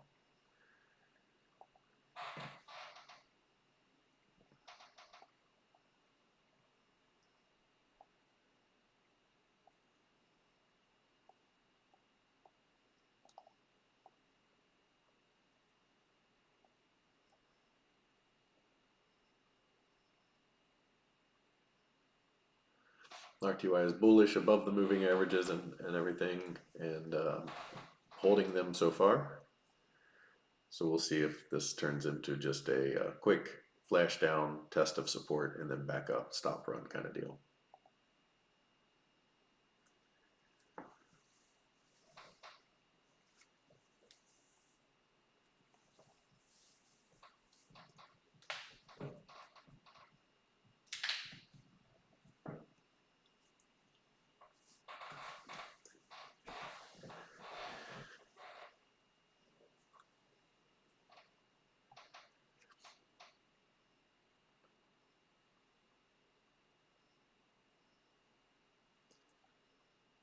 Keep in mind that right now on the SPY, and I realize this is the upper pre-market low or the early morning pre-market low, it's not the overall low. They did push through that pre-market low. They've back tested the 21. Should they break down, we would at least look for them to come down into this support area next at 28.68, and then see if they can continue to trend after that. Weakness in Apple and the SMH. Yeah, I mean the Mag 7 turned red a little bit. Let's see if they're turning back green at all. No, so you got Apple, Google, Netflix, and Microsoft all pretty red. SMH also. So you're looking more at a rotation here into the small caps, out of tech and into small caps is what it looks like.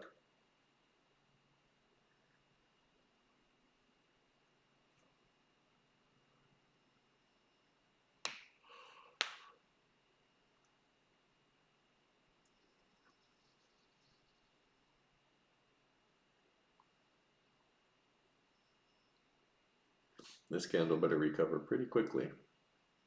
Otherwise it can start to push on the lows here.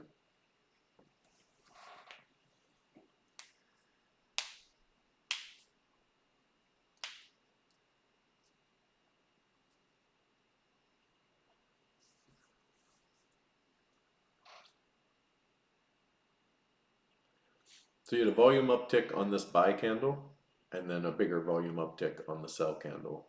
So volume starting to increase. Let's see what compared to yesterday.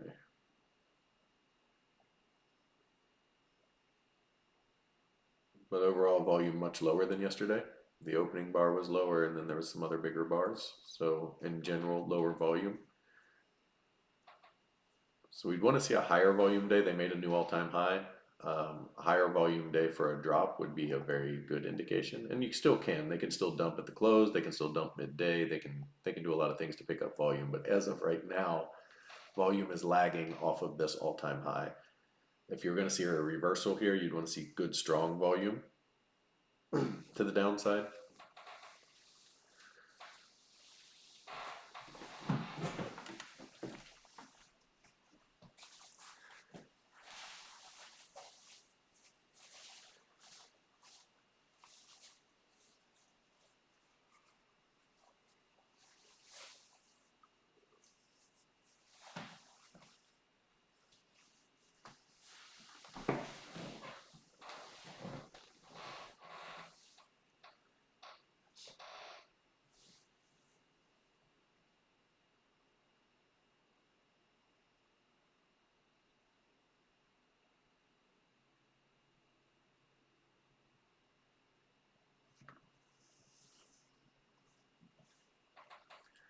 That's a good sign. We got a new buy signal here. We're still in our original buy, so sometimes you get in a trade where you get a stop out, but it didn't stop us out because my stops are a little different.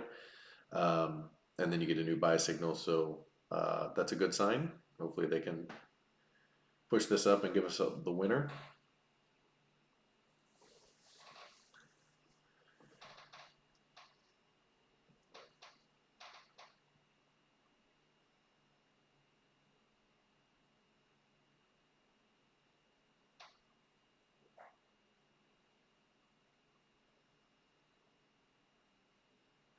I noticed TradingView divides after hours into two stages. Is there significance to this? No, it's only on the SPY.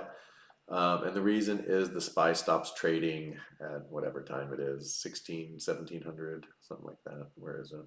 Right here, 1700. Yeah. So they stop trading at 1700 hours, which is 5 p.m. And then they at least in the Pacific time zone, and then they reopen at 1 a.m. So it's just the gap between when they stopped and restarted trading. So they call this post market up until 5 p.m. and then pre-market starts at 1 a.m. or 4 a.m. Eastern up until market open. That's the reason it's divided.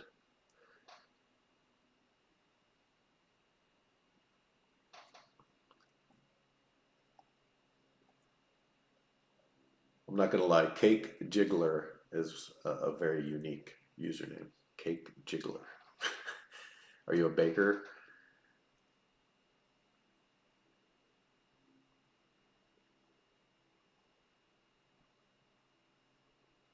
I do know that there are certain cakes some people shake to see if they're done or kind of jiggle. Not a baker. Right. I'm a boomer, so I'm sure that cake is probably slang for something.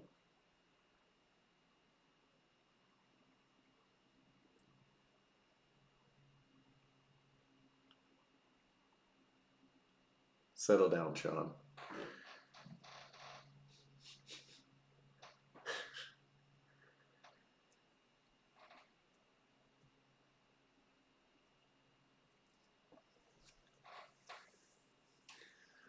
From a technical standpoint, we have a low, a high, and then a higher low.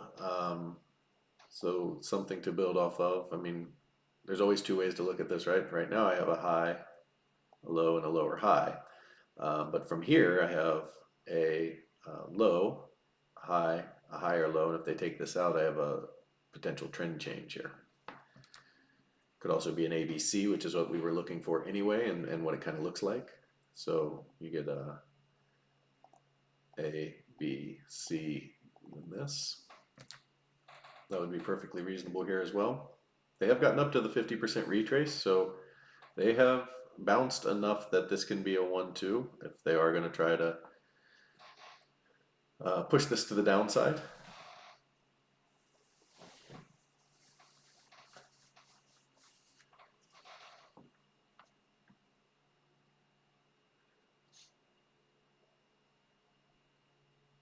I don't know if any of you guys are like me and are sports fans, but I don't consider baseball a sport. So I can't wait till next week when football starts again. Even though it's preseason football and it's going to be awful, it's still something to watch that isn't golf or baseball or NASCAR, that's like the triad of awful. I guess if you threw soccer in there, you could have like the awful Olympics. No offense. I know a lot of you guys are from overseas and that's like your football. And probably accurately named football, but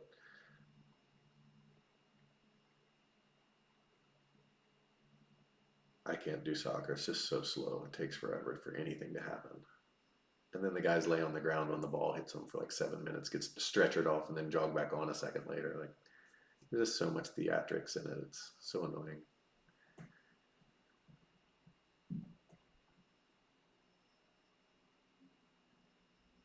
Have they bounced enough on NQ? Good question. Let's see. What else up top?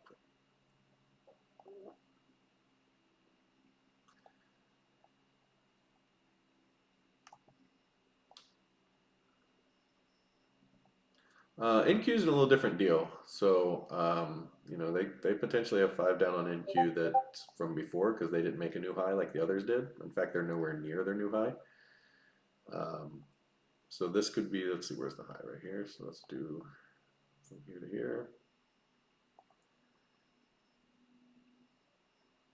They're at the 382, which is a lower end of a wave possibility here.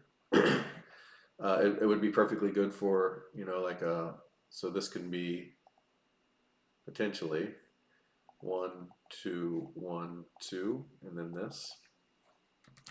So they're at the lower end of that. They could come up a little higher, up into the VWAP area. 214 would be better probably, but it's not terrible. It's not a terrible bounce.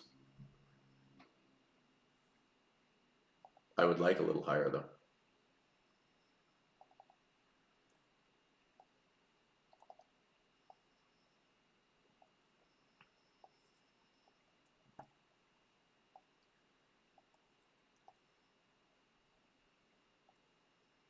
That's too big. That's too small.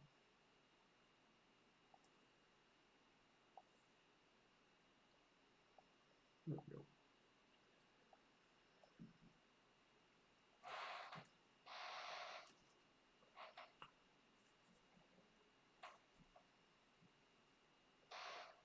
Well, welcome to the stream, cats at home. You must have slept in.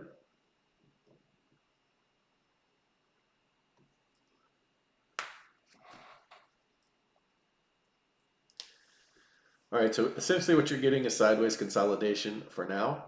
You would expect a little bit of a squeeze here up into 631 and change based on structure and count and everything else. That would be a pretty reasonable thing to see. And then at 631, we would decide up to 631.40.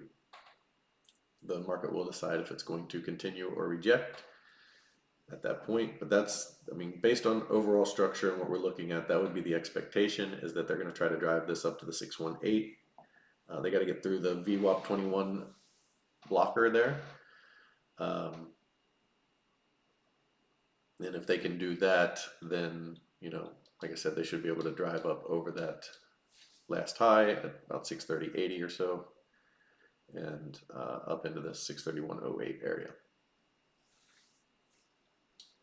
Slow moving market today, though. But you never short a dull tape, they say.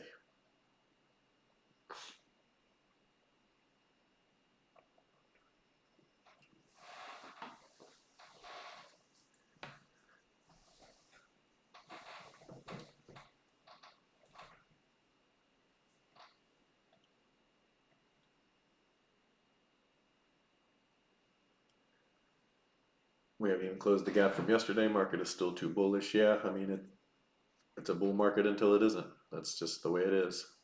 Now you do have tech earnings today, big ones. Google and Tesla, I believe, are after the bell today, correct?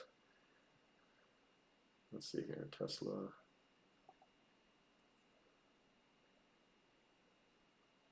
I gotta go out to a different chart.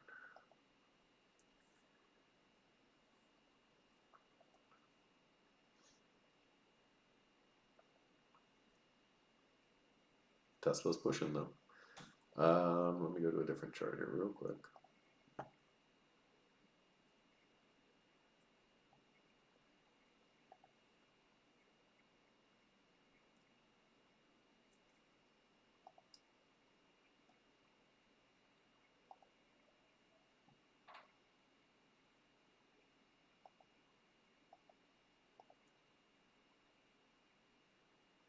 Yeah, it's there today after the bell, and then I believe Google is as well, among others. But those are the two big ones. Those are going to be the headliners.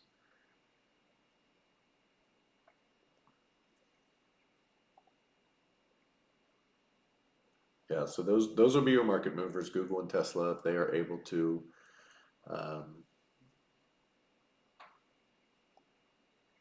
post, good, bad, or indifferent numbers. That's irrelevant. They're going to move the market, and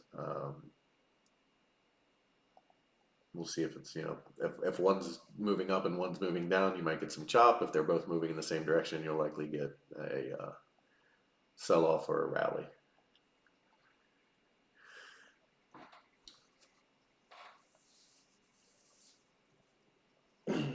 Clearly VWAP and the 21 are the level. They rejected it here, rejected it here, rejected it here, and rejected it here. If they can get through this, that will be Should give a little bit of ignite to a small squeeze. Like I said, that 631.08 areas where we'd like to see them go. Overall, this is an ugly pattern off of this low, so I do expect this low to break at some point, whether that's tomorrow or today, to be determined. But I do expect them, the expectation would be that this low breaks before the overnight high breaks.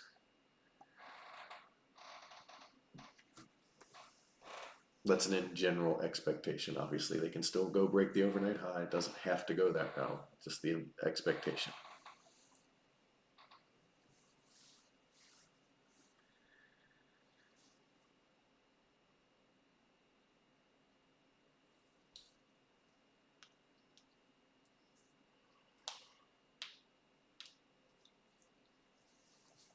Right now, market makers are just playing time bandits. They're just crushing time right now. Theta's getting beat up. So we need them to get to stepping soon. Not soon, but you know. There we go. See, they listen. All you gotta do is yell at them.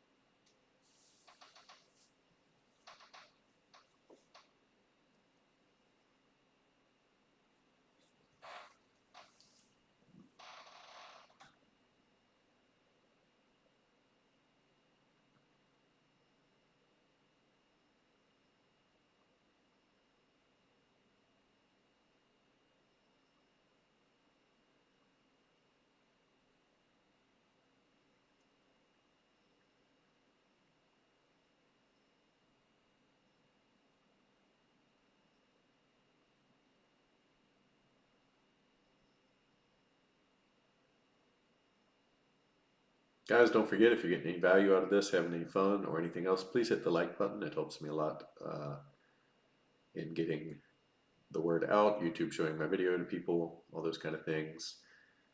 I really appreciate it, and it takes 2 seconds to just hit, and just helps me out. So thank you if you do. If you don't, that's okay too.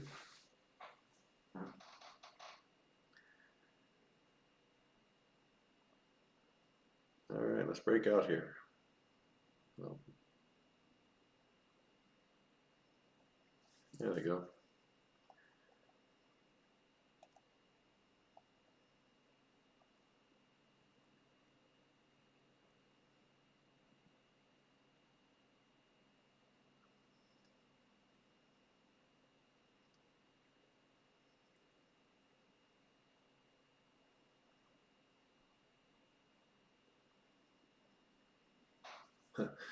Sam said first. You must have been the first to hit the like button. I appreciate it.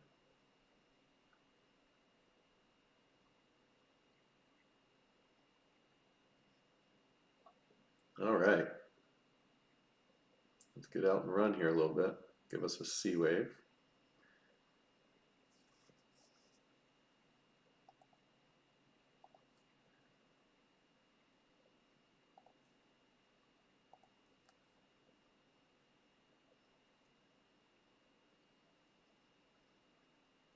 Do you think it's coincidental? Oops. Do you think it's coincidental that the 1.0 for the C wave and the 618 retrace are the exact same number? Do you think that's a coincidence, or do you think that there's some validity to it? It's crazy how they line these things up constantly. So 631.08 is going to be a very key level to watch here. Once they get up to there, that's the bottom of this ridge right here. So it's also major resistance. If you just draw a line across, you can see that these two held here and then they broke through. All of this over here held that same level. So 631.08 is going to be a key level for a lot of reasons. That's why fibs are so important, and understanding concepts like that are so important. They still have to get there. I mean, there's no guarantee they're going to hit that, but that would be the expected target for this move up. And then we'll see what happens at that point. It's certainly possible they keep going and going to the highs. It's certainly possible they reject and come back down to the lows. But that level is going to be indicative of what we're looking for. If they start to plow through that level, then we start to become a little more bullish in our train of thought. If they reject that level hard, then we start to become a little more bearish in our train of thought. So we just take the information, use it, and apply it to what we see.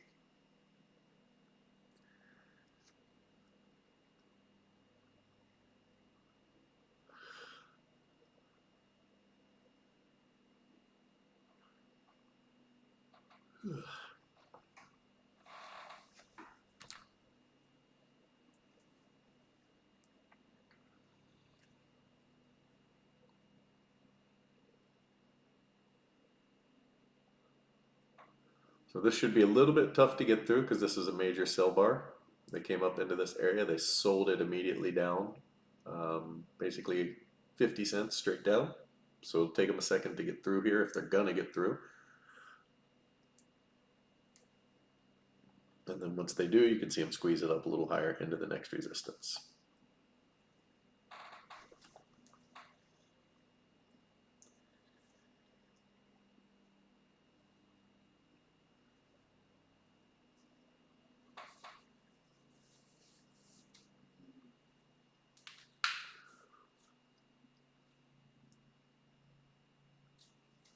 And then you can see as soon as they close above the 21 here, they come back down into it and it acts as support. So it held the first time they came back into it.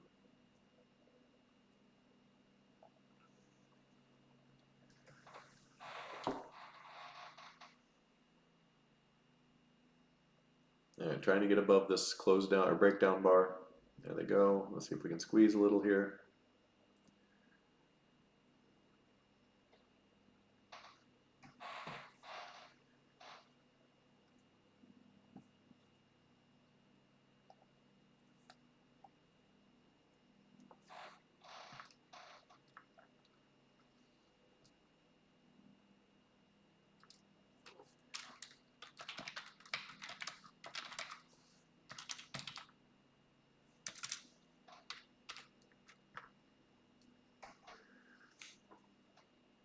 All right, looking for a mini squeeze now.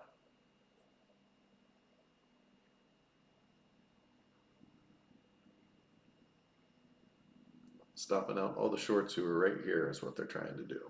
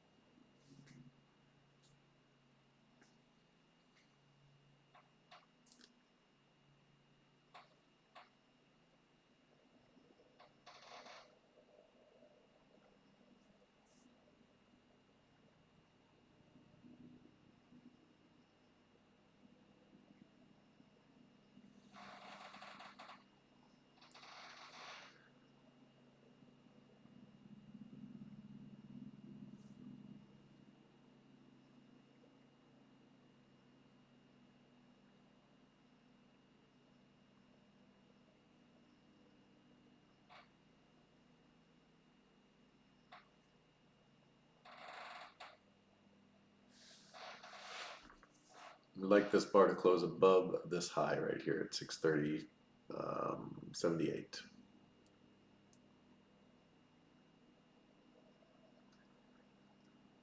If they close above this high, that shows that the bulls are overtaking the sellers who were sitting here. If they close below it, then it may take another round of bulls here, another bar, or they could reject. So any close above this is bullish. Any close below it is to be determined, unless they start to fade away, and then it's obviously bearish.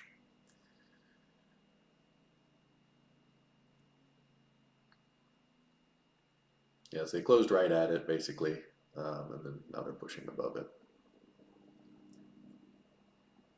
But they still have to close above it. Jacob was in the room, forgot you were live today. Made some money already today. IWJ PPP cheat code. That's right, BG, it is a cheat code.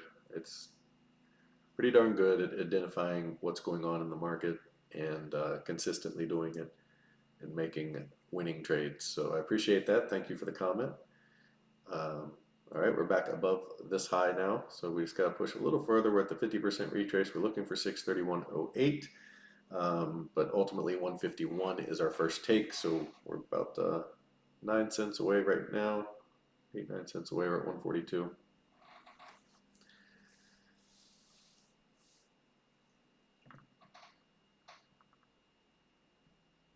Looking for a mini squeeze up into this resistance right here, which is the 618 retrace, which is also the 1.0 of the ABC, which is also resistance. So big level at 631.08. I would expect some rejection there.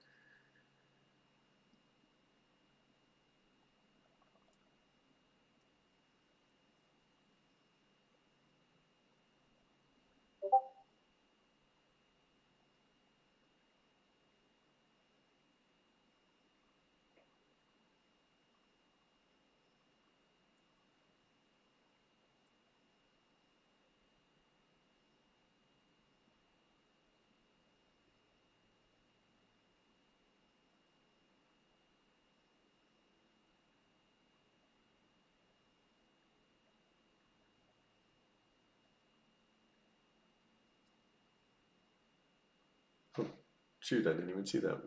We closed out at 151 there, guys. My bad. On that last push up, I did not see the order come through.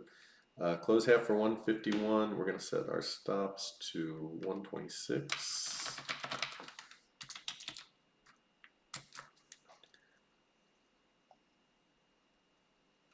So there's a winner.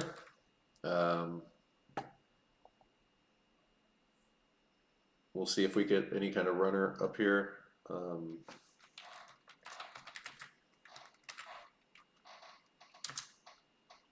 Then continue on, and that's what we're looking for. We're looking for that 50 or 20% win, which we got.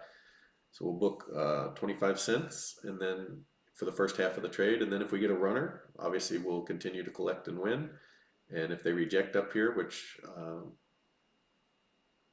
could very possibly happen, just given the overall action of the day, then we'll take a small win and move on to the next trade.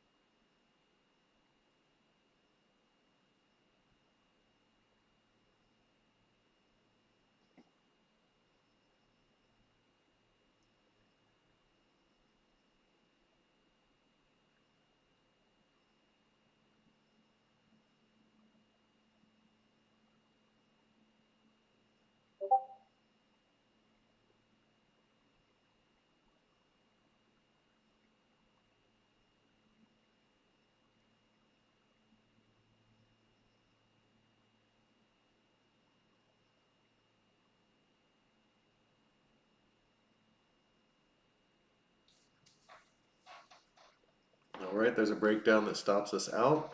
So we hit the number, stopped out, no worries. Winning trade is all we worry about. And then let's see if they're able to follow through.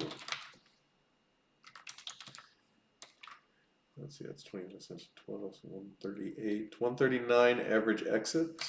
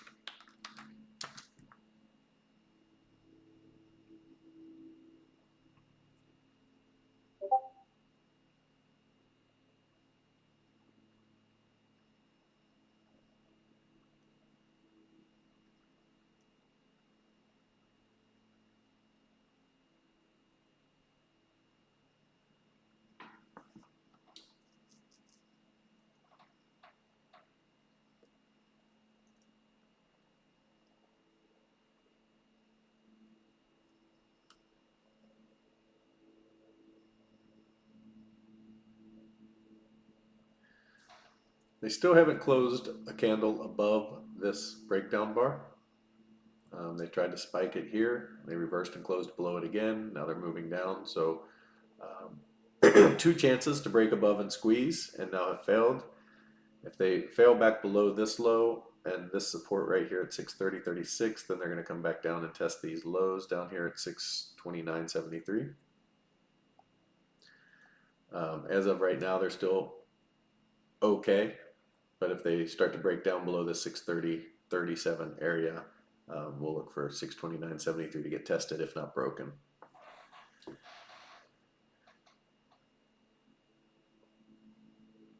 Market was so much fun in April. It would move 20 points in a minute. Yeah, it was crazy.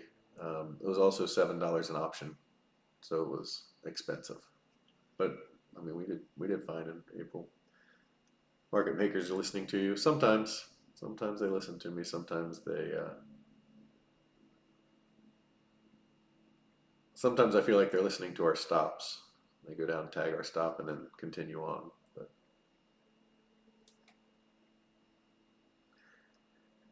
that's just silliness. Again, this breakdown area right here, this candle and this candle, two big selling candles right off of this zone. They have not been able to get above it. If they do, again, the 618, 631.08 would be where I'd be looking. ADD is back under 900 again, so it's still moving down. We're seeing conflicting information. So the ADD is dropping, it's dropped strongly early, but now it's kind of sideways to down. But IWM continues to push on. NQ continues to be red, and ES is green. So we're seeing a lot of conflicting information right now. And basically, you're looking at two possibilities. That NQ is going to play catch up, which we are in a bull market, so I would defer to the trend and the NQ for now. Or RTY is going to play catch up and start selling, and we're going to turn down pretty strongly. That's got to be proven, and that's to be determined. We are still not out of the woods in either direction yet.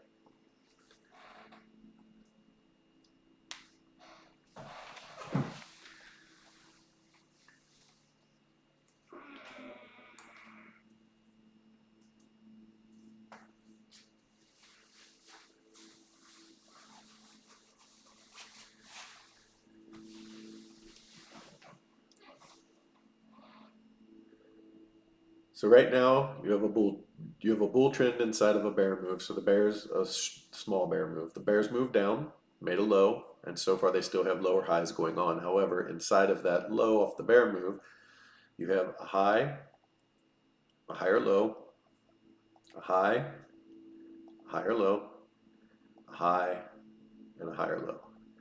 So right now you have a bullish trend coming back up the channel here against this initial move down. So keep that in mind, that the market is showing signs of bullishness here off this low. However, the structure isn't great. So I still look for them to try to come lower before they come back to take out the highs. Unless they're going to make this like an ending diagonal or something.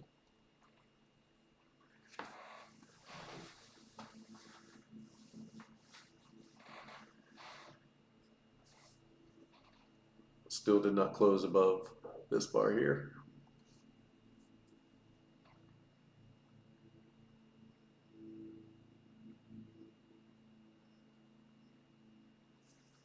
So essentially right now you kind of have this rising triangle, which tends to be generally bullish.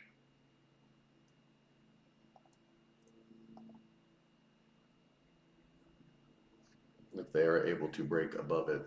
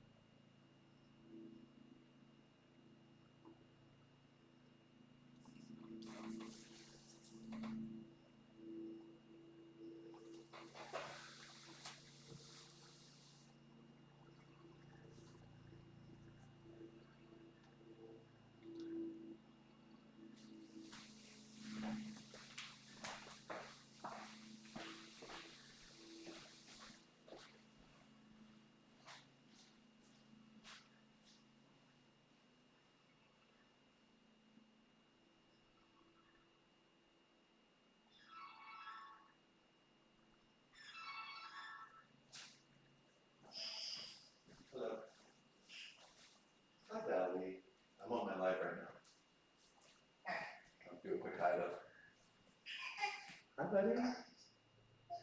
Hi. Good morning. Yes, give my kiss too. I saw you. Good We morning. I'm sure we'll end up sending them to you for little care package. Oh, thank you. All right, love you guys. Bye. Love you back.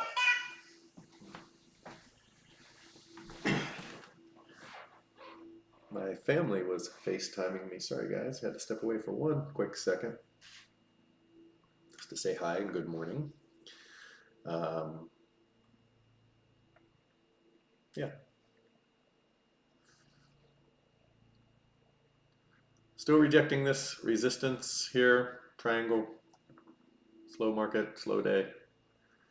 One winner, one loser. That's kind of how it goes on these kind of days when there's no movement.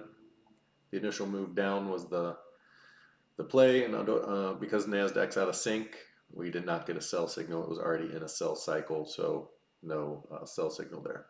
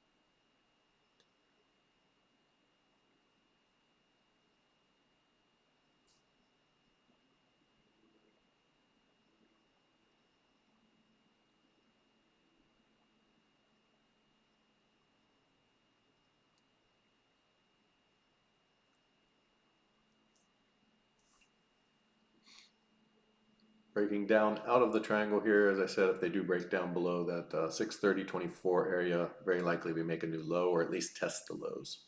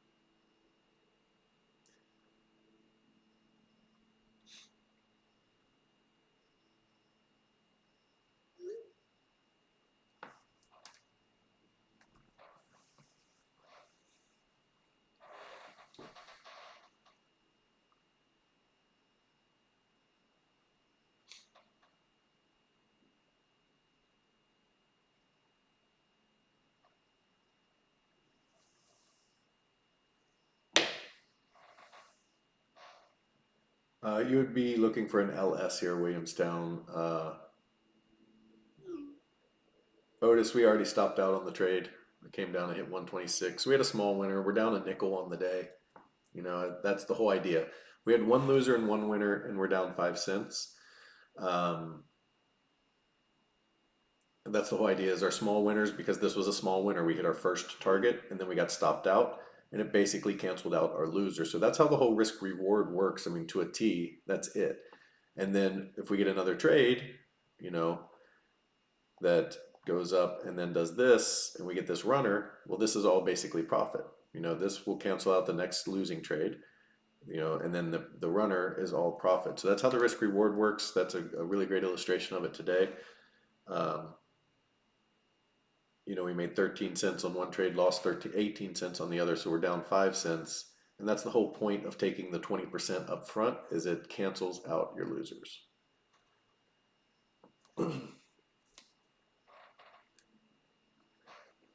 Williamstown, if they stay green here for a few more bars, we could get a sell signal, but as of right now, it's going to be an LS.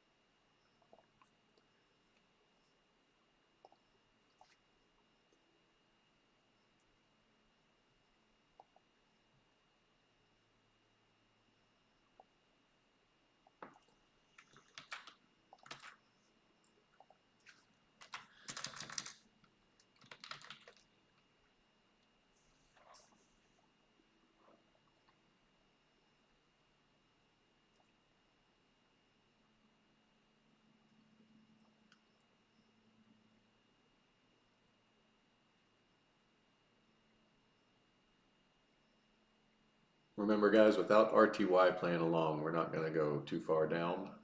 And without NQ playing along, we're not going to go too far up. So right now we're in chop because both of them are staying strong at where they're at and nobody's able to break out. So sideways action for now until one of them figures it out. If one of them can figure it out, then we'll see a breakout slash breakdown. But as of right now, we're just seeing sideways choppy action in the market. SMH has recovered. It's almost, green. It's almost flat basically. Nvidia is still strongly green. Amazon's recovered. Apple's still, red. Netflix still red, but we're seeing some recovery here in the market. So the ADD is still going down. It's at 819 positive. Again, it opened at about 1200 positive.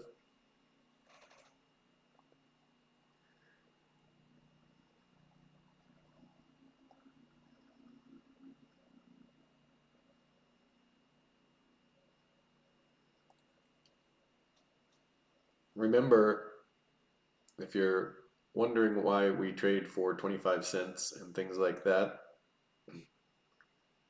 at 25 contracts a day, you only need to make 16 cents a day to make 100K a year. And people think, why would you trade for pennies? Well, because pennies become hundreds of thousands of dollars. 16 cents a day is not a huge number, and it's not something we hit every day because we have losing days. But it's something we hit lots of days, and lots of days we hit well over it. So just remember, 16 cents a day would get you to 100K. That's $400 a day. Once you multiply it out, which is 2,000 a week, which is 104,000 a year. And if you take off about 10 days of holidays, that gets you right at 100,000.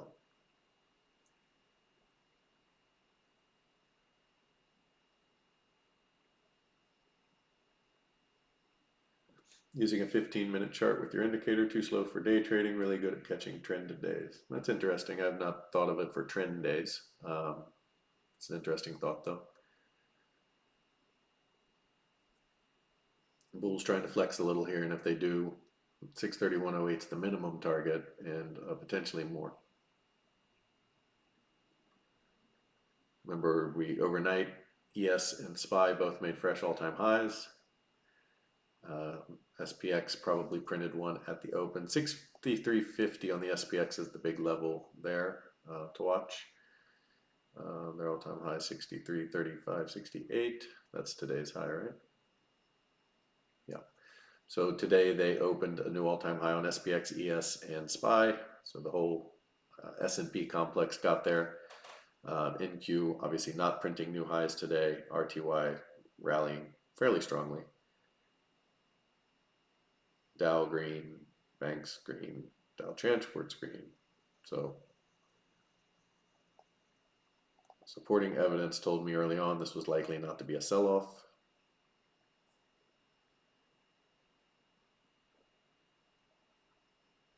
They came down and hit the 21 exactly on the 5-minute chart on the SPY, or I'm sorry, on the SPX, and bounced that. And so far they've grinded back above VWAP. Is that our first close above that breakdown bar? It's close.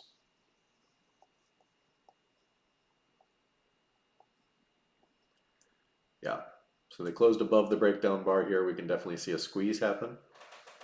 At least a mini squeeze up to 631.08, and then potentially 631.40 would be next. Those are the next two major resistance zones.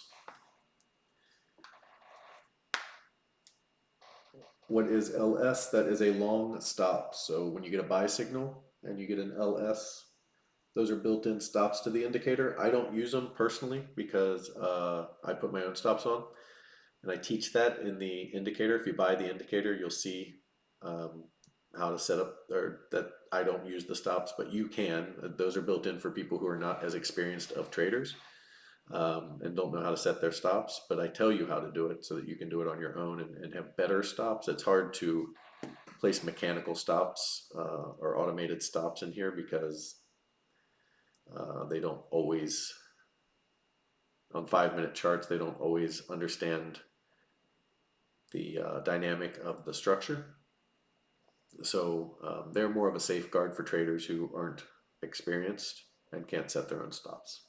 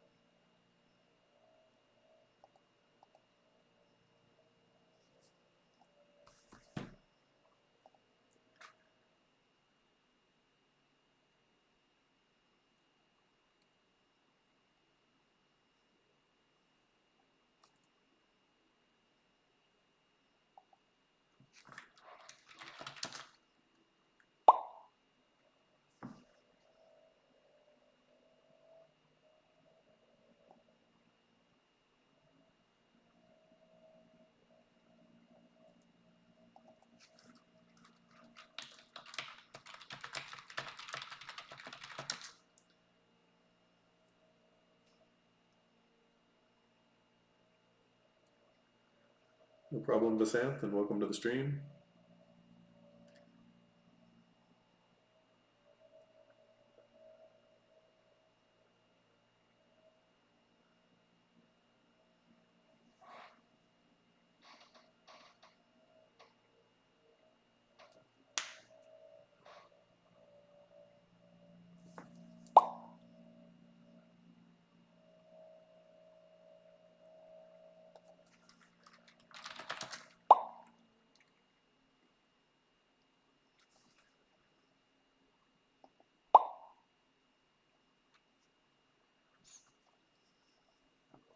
So once you get a close above this bar right here, that's a bullish sign. You should expect at least some continuation. Um,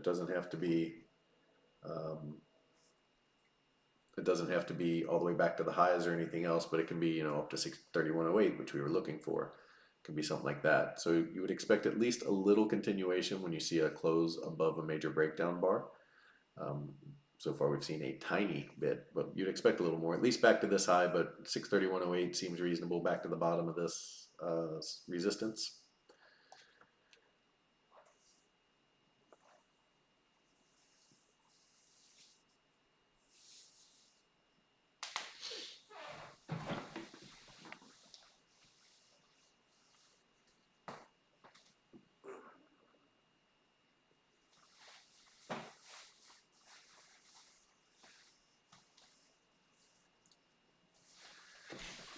And there's your follow through.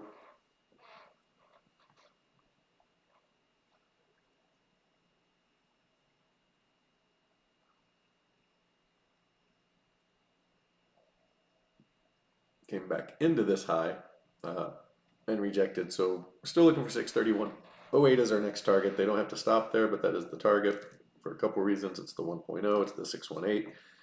A lot of confluence in that zone. It's also the bottom of this resistance area, so that would be a pretty reasonable target to look for here overall.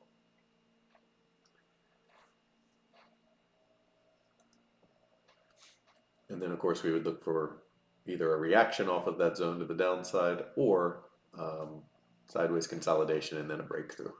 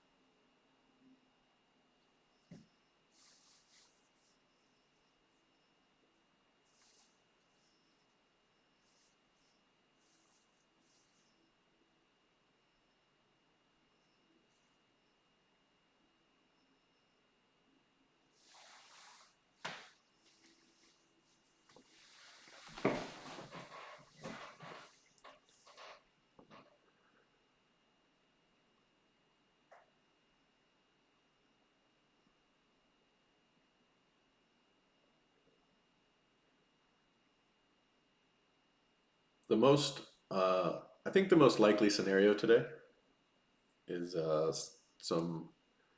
I don't think we're going to make a new high. Certainly possible. It's definitely in the cards and not out of uh, out of line to think we could get a new high before the market closes. But I think you could definitely see something like this the rest of the day. And the reason is they're going to be waiting on Tesla and Google Catalyst. They don't have to wait on that, but given that Nasdaq's red and RTY is very green, and the ADD is just kind of flat and dropping, doesn't strike me as a breakout or breakdown day. It strikes me as more of a consolidation to see what happens kind of day.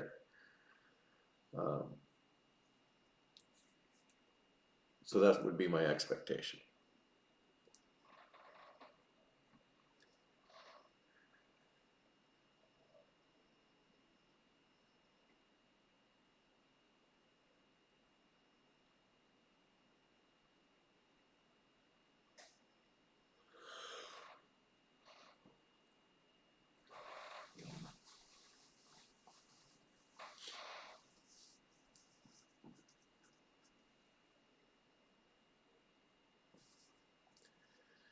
Keep an eye out for a short here.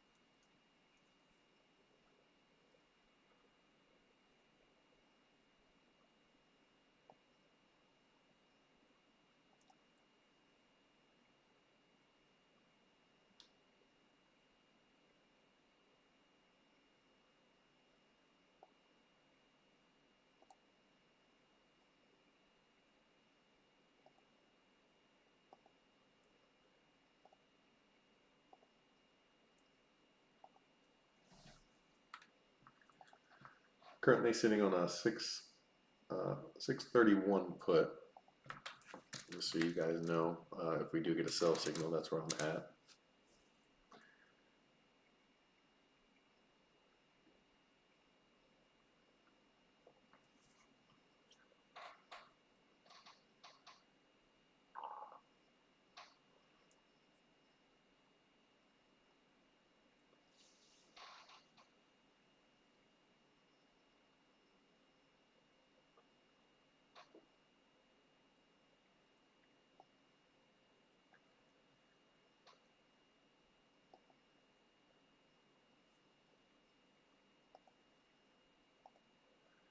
My issue here is mostly the overlapping nature of this move. It's very ugly. That's another reason I don't think we're headed back to the highs without potentially making a lower low first. Again, unless they make this into some sort of diagonal, but it's a pretty ugly overall pattern. Not one you would expect to see go back to the highs and make new highs.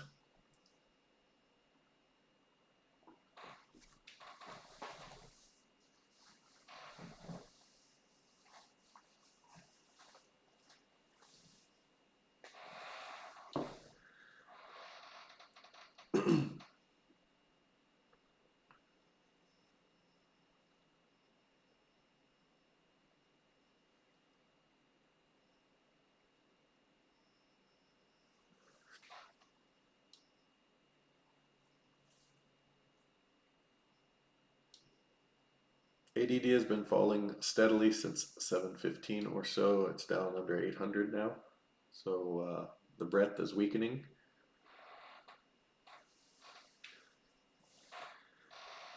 But 794 is still bullish, so we gotta keep those things balanced in our mind that yes, it's weakening, but still, you know, at a solid number to the upside.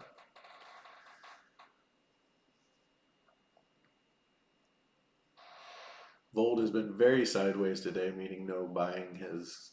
Normally, you would see an uptrend in the buying. You're not seeing that. You're seeing very sideways action there.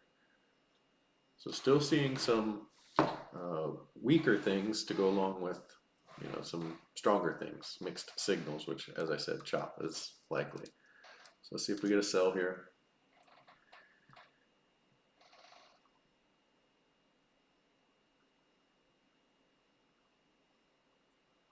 Speaking of patterns, it seems like the pattern is 5 down, new high, 5 down, new high, rinse and repeat.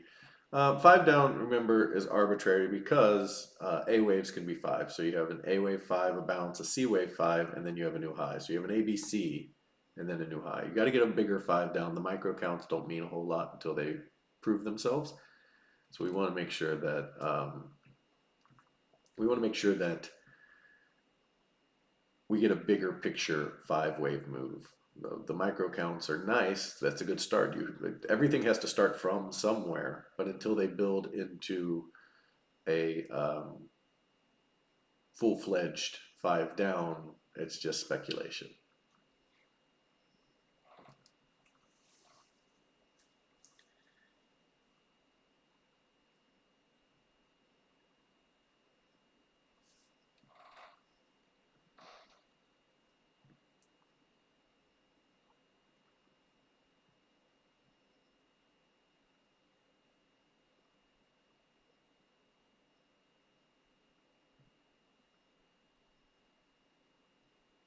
NASDAQ not as weak here as ES, so we need NASDAQ to catch up a little here. Nothing is flashing sell yet.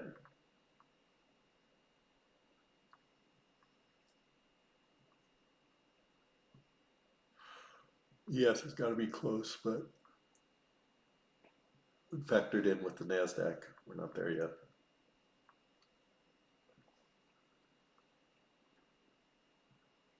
ES just flashed sell. We need NASDAQ to come on board, and then we should get a little signal here.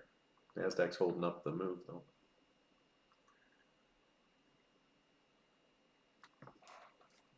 $631 put is what I have for right now. Looking for NASDAQ to get on board with this move down.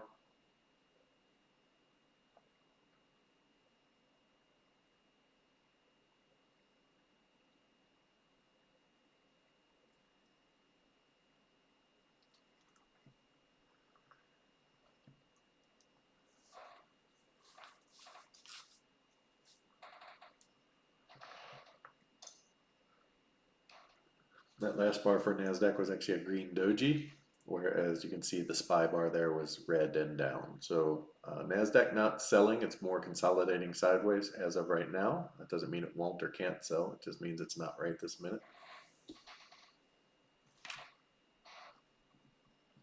And that's the hold up on getting a sell trigger.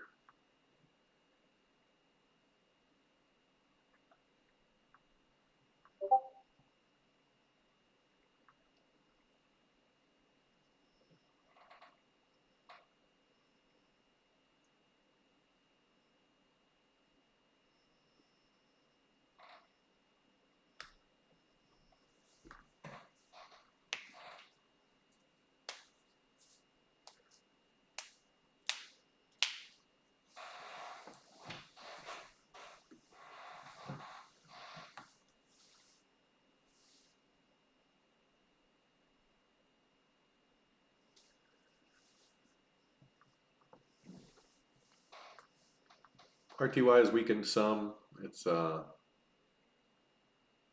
was up over 1%. Now it's at 0.85%, so it's weakening a little. Certainly not weak, but weakening a little.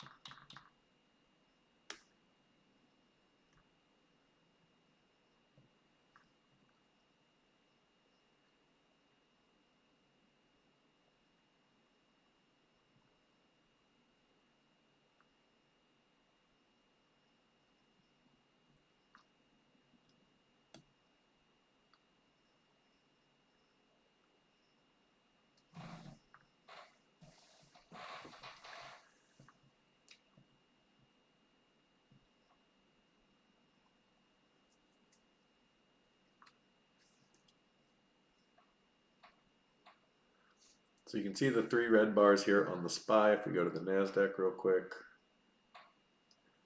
you get a red and 2 greens. So NASDAQ is not participating in this sell, so we're not getting a sell signal. It is at VWAP and rejecting for the 1, 2, 3, 4, 5, 5th time so far. So they can be setting up sideways to squeeze up, but until NASDAQ gets on board with some selling, we're not going to see a sell signal, even though SPY has 3 red bars here.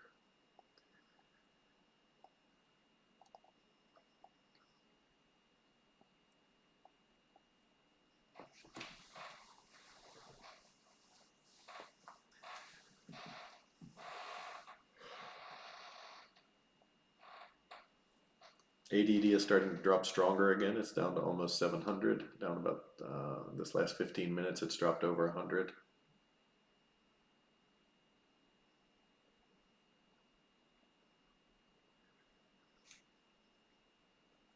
My broker app just gave a buy recommendation for the S&P 500. They could be right. I mean, there's room to the upside. I'm not here to tell them they're wrong. I think it's a little odd buying at these levels, but unless you're, if you're day trading, that's one thing. That's what we're doing. But buying longs up here for a longer term gain, I think, is a little aggressive. Personally, that's just not my style, though. I don't. A lot of people like to trade breakouts, and we did make a new high this morning, so I guess I can understand that, but not necessarily my cup of tea.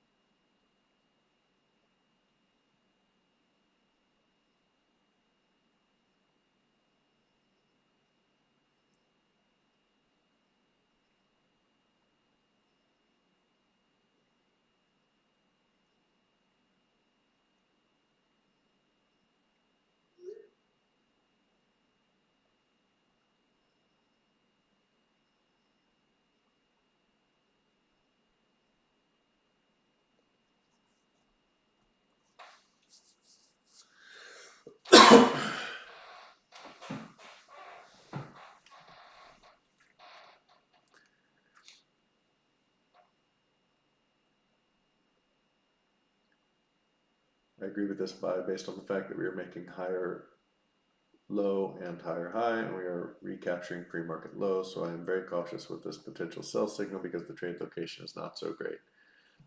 Yeah, I mean, I can understand that, but I also understand that the indicator is smarter than me, and every time, not every time, many times that I've said I don't love the trade location, it's been some of our best trades.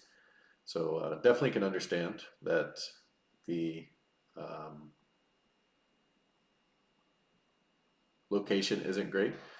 I think the buy signal that he was referencing wasn't a day trade buy; it was more of a buy and hold buy, or maybe a swing trade buy. Um, I just wouldn't be buying the market up here for like a buy and hold type situation because you're at the nosebleeds and there are lots of better places to put your money right now, um, or to have put your money. You know, I think you're just late to the party here. That doesn't mean they can't make some money. It just means that their upside is limited, in my opinion, and the downside is big. So the risk reward to me is inverted. That's why I wouldn't do it. But that doesn't make it a wrong trade. We could be 2 weeks from now, you could be saying, see, that buy signal worked out great. I don't know what it's based on. I don't know what they're looking for, what their targets are, what time frame they're looking at. All of those things are important. So I can't really speak too much to it other than I personally don't like buying at the highs.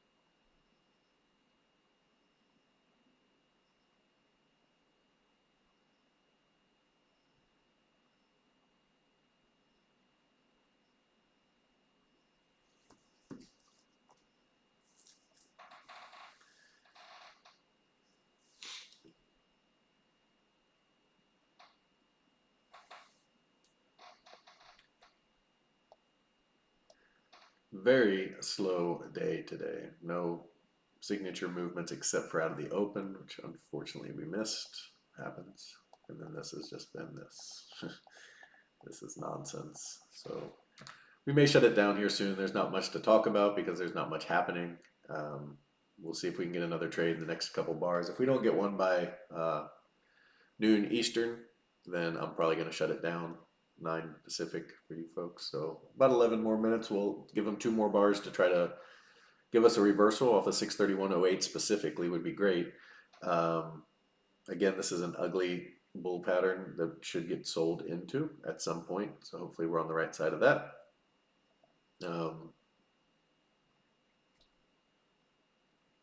But yeah, overall, just a slow day.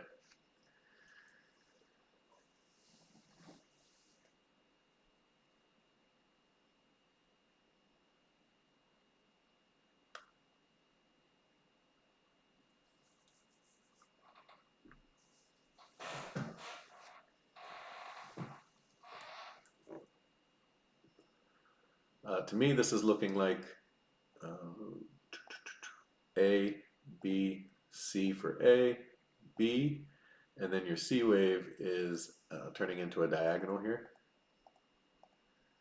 an ending diagonal. So if we get that ending diagonal sell, that could be really strong because it should come all the way back down to the origination point.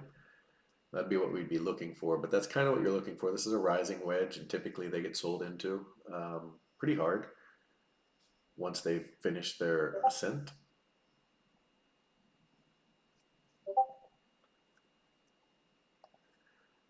You just draw the trend lines.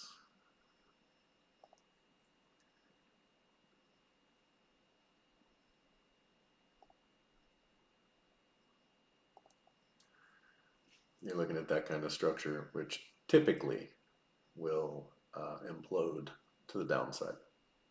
Not always, but typically.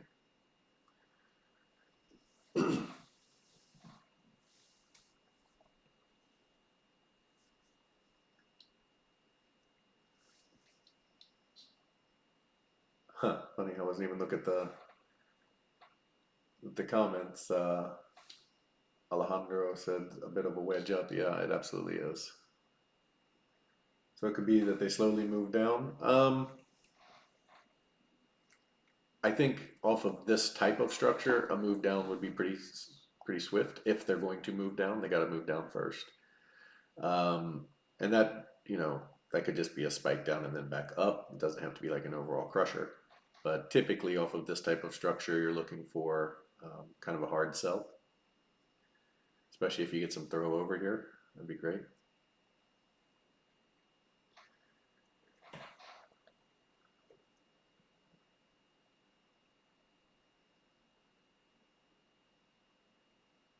It's great of you spending time with us, impacting our knowledge of your expertise in the markets. Thanks, Joseph. I really appreciate that.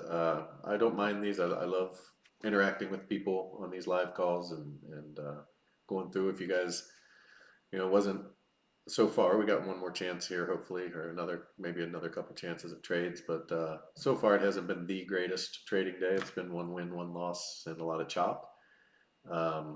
So we'll see what happens overall. But I like being here, and hopefully we can get some better days. And remember, if you are enjoying the stream, please hit the like button. That helps it spread.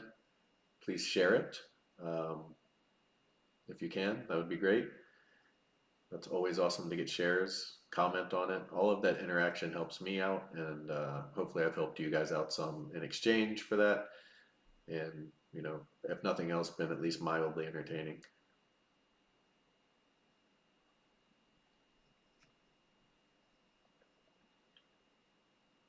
Will the indicator run on the free version of TradingView? It won't. You do need the minimum paid version once you sign up though. If you don't have TradingView, once you sign up, if you click the link I have in here, you can get a discount on TradingView. So you can get the cheapest version. It tells you right here exactly what you need. So it says important, you need at least the essential account, and then you need this E-mini add-on. That gives you real-time data for ES or NQ. If you don't have this, your trade signals are going to be 10-minute delays, and you're not going to like that at all. But there's a link right here. It says click here to open a new TradingView account. You can click that. You'll get a discount on your TradingView account. Full disclosure, I get a kickback, but I don't ever recommend anything I don't use or love. As you can see, I always use TradingView and I love it. So that's, well, there's the squeeze. Good Lord. Okay, well, that's going to be the trended day up. That is quite the squeeze right there. We're going to give it a minute here. I think there had to be a tweet or something that looks very manufactured. Do something here. The other side. We're now at 340.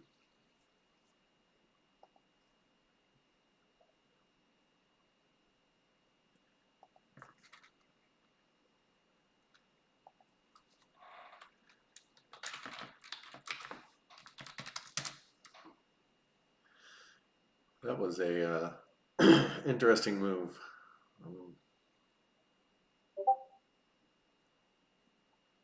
Somebody's going to have to look up what happened there because that's a catalyst move. Somebody tweeted something by somebody. I think we all know who I mean.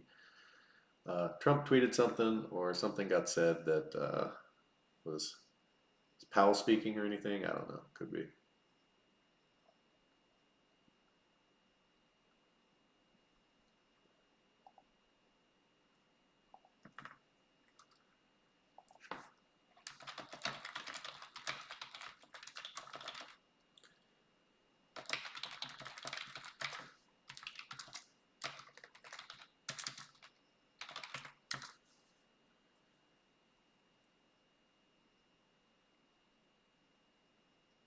Really an ugly structure here.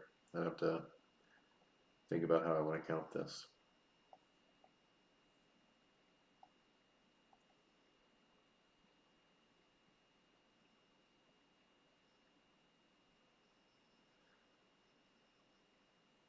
I think the only reasonable way is going to be that this is going to overall be a diagonal, but this is going to be, no, that's not correct. 1, 2, 3, 4, 5 in the diagonal. Then you sell off a little. They didn't sell off quite as much as you like. Then a 1, 2, and then 3 to 3 breakout. So not an ideal breakout, but certainly defer to the bulls here. Let's go to the charts and real quick see what's happening here. ADD's climbing, it's back to 885. Volt get it. So there's a big influx of cash here that came in for whatever reason. Came right into the call resistance here at 633. So we'll still give them a chance to short off of these levels. These are much better levels to short off of. 633 to 634.50, that's the one day max and will almost always contain the daily move. Very, very rarely does it move significantly past this level. So we'll see if we get one more sell. Like I said, we'll give them, it's going to give them till the 9 o'clock. We'll see if they reject this level cleanly. If not, then we're going to call it for the day. One winner, one loser. Pretty standard chop day across, and then the move higher here. It's kind of odd, but again, I'm sure related to some sort of tweet or news event that gave it a quick catalyst shove and then is going to reset itself.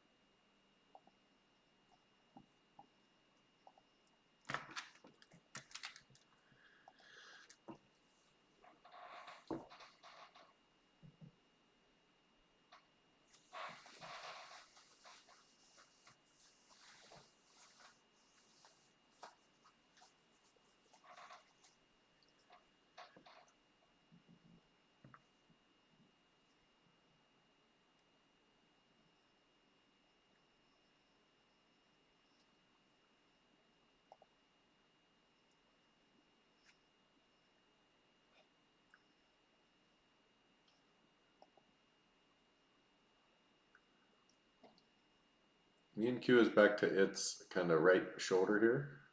So it had a little bit of a head and shoulders pattern here. We could still see that play out. ES is coming off all-time highs right now, so is in SPY. So these are going to be interesting levels to watch for a potential reversal. SPX also probably hit its 6350 zone, which 6347.09, 6350 is a major call wall on that. So we do have some major resistance above. So I would like to see a little bit of a sell here. I think that would be a good opportunity for us. Huge volume bars though that came in on this buying. They were both much higher than the opening bar. So interesting to see that volume come in and drive it quickly higher there.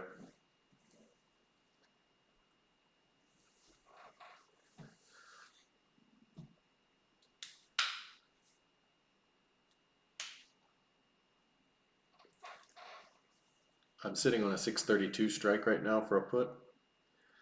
So if we do see a sell here, that is the strike I have.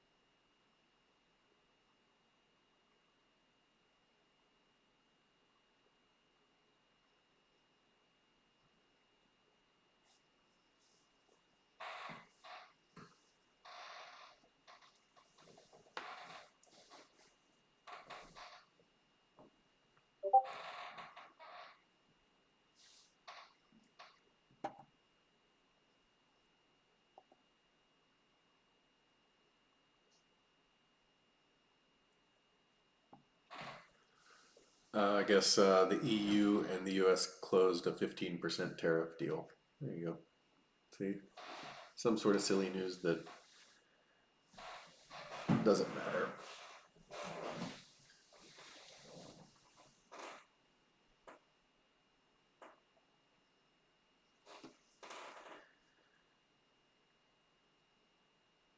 By the way, I think I've mentioned this before, but whether you're for or against the tariffs, you have to understand that they were never going to have 200% tariffs on shit. They were never going to have 300% tariffs. All of that is posturing so that when you get a 15% deal, the EU says, oh my gosh, we got a great deal. And the US said, that's what we were looking for the whole time is 15%. We threw out a whole bunch of outlandish numbers that would make you backpedal and make everybody angry. So that when we came back and said, you know what, let's do 15%, you said, wow, what a great deal that is. And then they end up getting the number they want and sound like they came to the table to be reasonable after being unreasonable.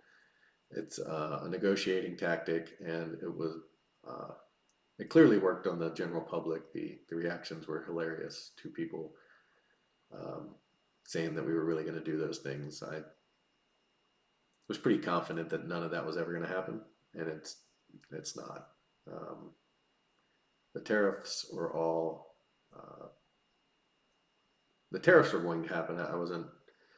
I didn't think the tariffs were going to be a problem or be a no go, but the size of the tariff was definitely a negotiating tactic.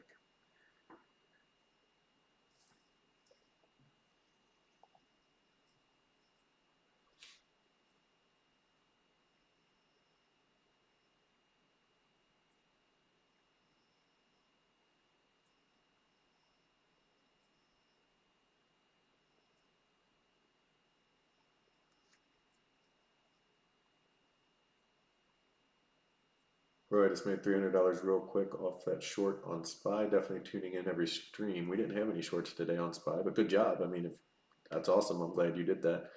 But we didn't have any shorts today. We had two longs. Oh, well, we had three longs. This one up here stopped out real quick. This was a winner, and that was it. This one was just an add on to this one. So we had one long and one short. No, two longs. One loser, one winner. Jesus, I can't remember anything. So we had a long up here and a long down here. Good job taking the short though, wherever you took it. I'm guessing here. I don't know where you took the short from. Maybe at the open. But good job. Good job.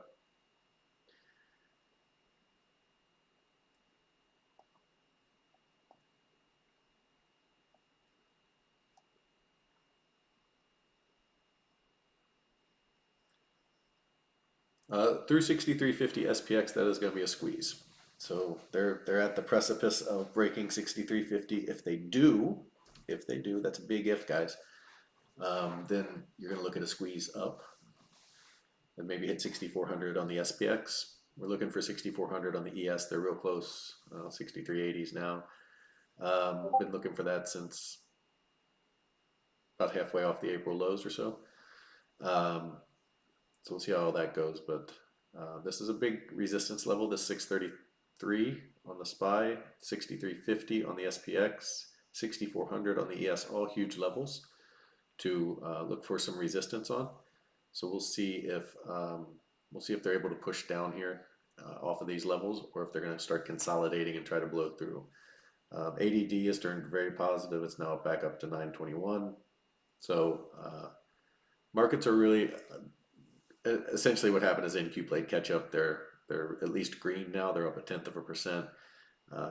RTY is up 1.1 now, and ES moved up into the 0.5 range. So we saw NQ playing catch up drove some things higher. If we go down into the Mag 7, they are Microsoft's still getting hit, but SMH is basically flat now. Microsoft has moved down into basically flat, real close to flat. Meta's green, Nvidia's green. Netflix is the only one really getting beat up. Everything else is fairly green.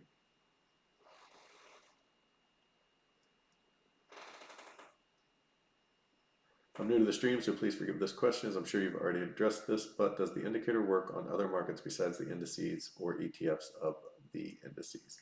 Yes. So I would encourage you to go watch my video, not yesterday's, or not the one that's online today, which is Tuesday's video, so yesterday's video. I went through all of the swing trades that just came through on, the last few weeks or so on Microsoft, Nvidia, Bitcoin, Tesla, the SPY. So yes, it works on everything, and those were all like 10%, 15%, 30% winners, and those are percents on the chart. If you're trading options, they were probably more like 200, 300, 400% winners, because options, of course, are different.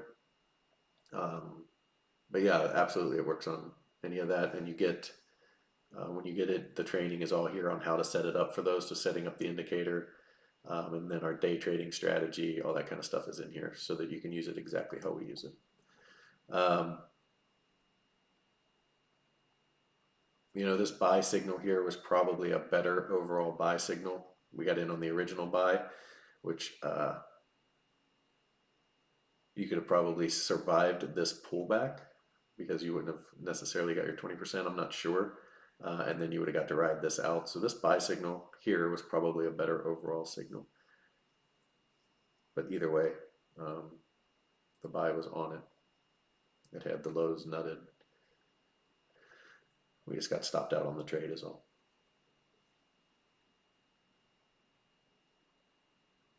Oh, not a short, yeah. Okay, so a long, that makes more sense. Yeah. With this move up, do we have 5 up from the low a few days ago?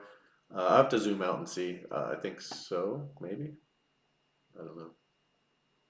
Oh yeah, this horrible bottom here. This would definitely be a potential 5 up.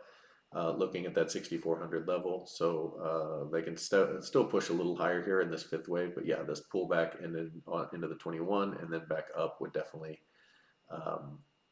qualify as the 5th wave. The first part of this structure is terrible.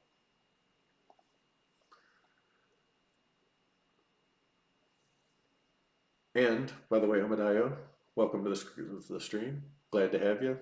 See you next week when we do it again. All right, we're gonna see if we get a short here. If we don't get one in the next couple bars, I'm gonna go ahead and end the stream because I do have a call at 10 or 1 p.m. Eastern, and I need to get that set up as well as use the restroom and that kind of stuff. So we'll see if they give us something here in the next bar or two to trade, and if they do, we will. Let's see how it goes. Again, right now I'm sitting on 632 as my strike.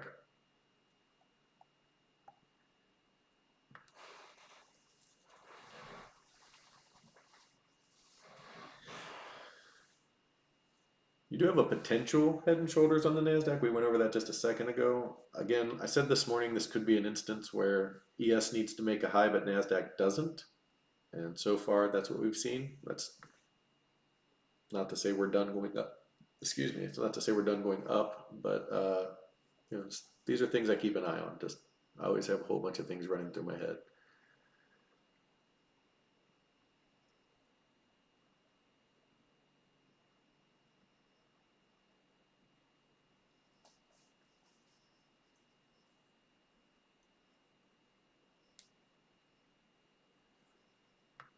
NQ is in a sell here. Let's see if we can get yes to jump on board. Come on, guys. Let's get one more trade in. Not including retirement trades, what percentage of your annual trading income comes from swing versus day? I would say 90% swing. Or I'm sorry, there's our sell. Hold on, I'll come back to that. I got 94 cents there, and we're going to set our stop at 632.30.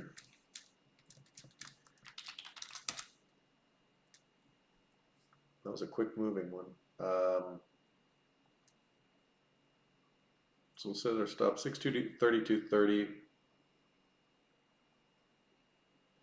That was actually a little low. Let's see if we can get. Let me change that to 632.40. So we'd already moved here a little bit. I don't want to get stopped out. So 632.40 is our stop here.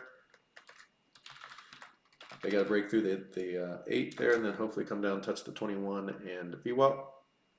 That would get us a winning trade, and then if they break through that, then we'll see what happens. But we got in at 94, so that's 18, basically 19 cents. So that'd be 114, we'll call it. We're looking to get out at 114 for our first take.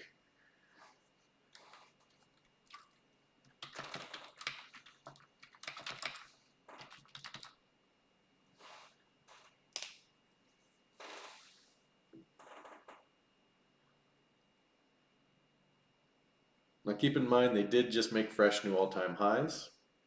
The trend is up, so we are counter trend here, which is, I mean, that's typical with the indicator. We're looking to find the reversal, but they are back testing the breakout area exactly right now, which is 631.70, 678. So they got to break through that. If they break through that, then we're very likely to come down here to 631.24.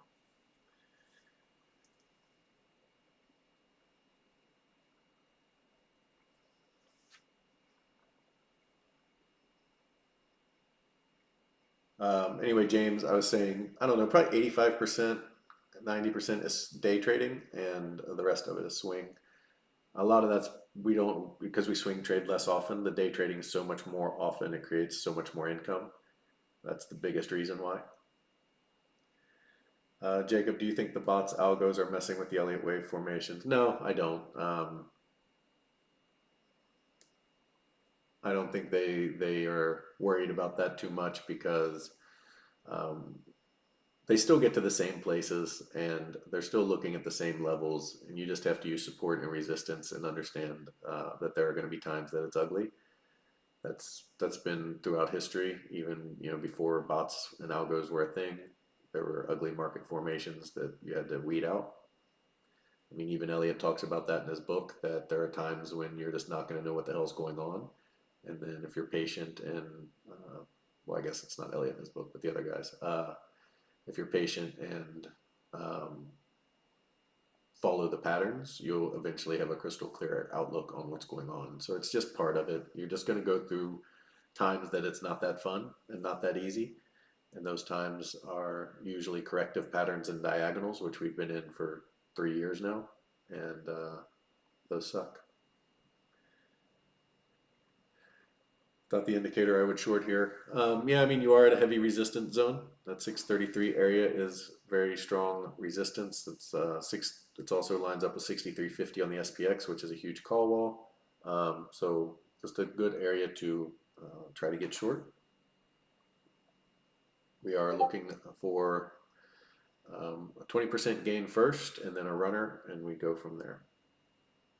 So we'll see if the bears can find a little bit of strength here to the downside. Not a ton, just a little bit, just enough to give us some love. Right?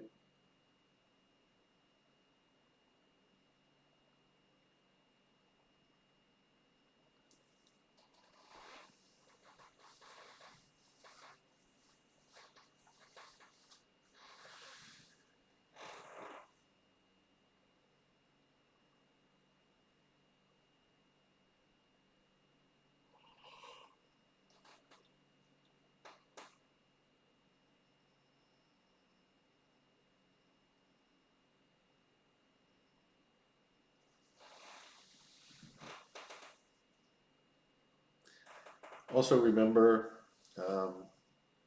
09255, buddy. one, welcome to the stream. Two, remember we are not trading Elliott Wave per se. We are trading setups and what the indicator puts out.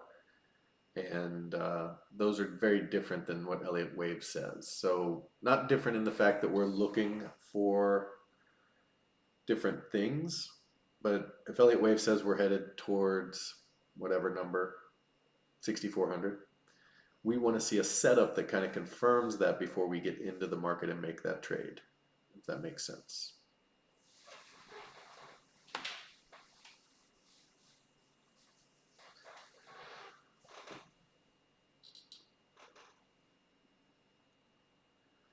But I mean, we've been looking for 6,400 since, I don't know, end of April or so. And we're in July now and we're almost there. Effectively, we are there, in my opinion.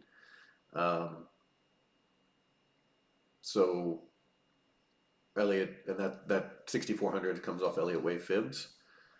So I mean, we're getting to the place we expected to get to still, even if it is not that great of a formation, if it's an ugly formation. But ugly formations are still part of Elliott Wave.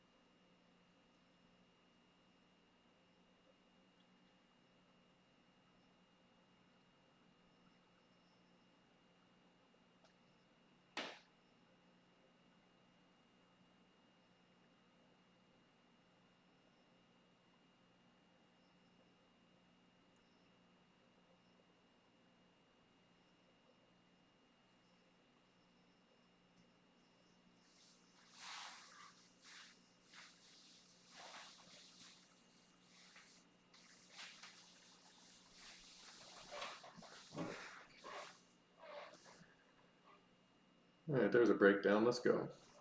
Let's get on through here. Ah.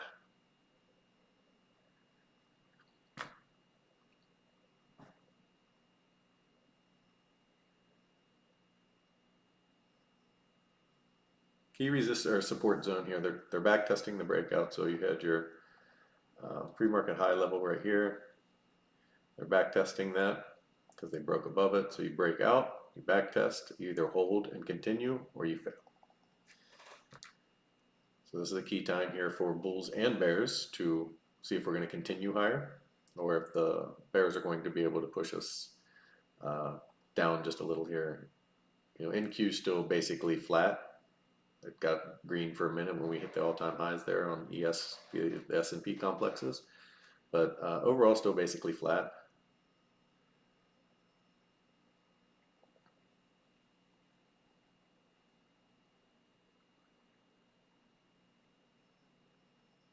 And in general was not as bullish on this run-up. So on this run-up, you had 1, 2, 3, 4 big decent green bars. On the NQ, you had one decent green bar, and then a red bar, and then sideways, and then down. So the NQ's been much weaker on this push higher.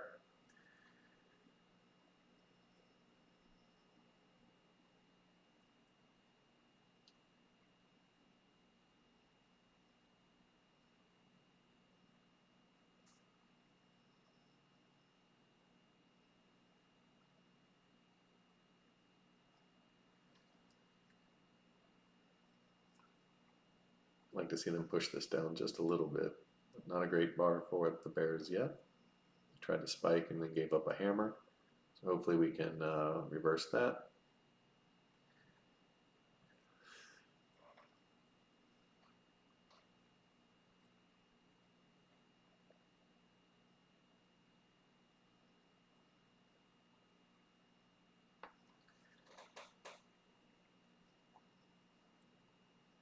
Remember guys, if you haven't already, please hit that like button. I appreciate all of the support. Share the love by sharing the stream or commenting on it. All of that stuff helps. I do appreciate it, and hopefully you appreciate the information.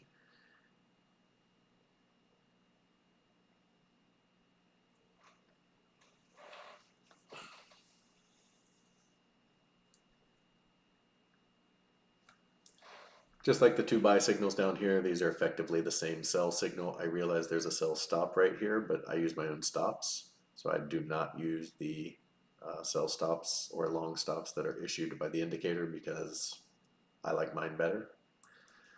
These are more for rookie traders, novice traders that are just learning, trying to figure out how to navigate the market. It will keep them a little bit, their profits will be a little less, but they'll also be safer from not understanding how to stop out.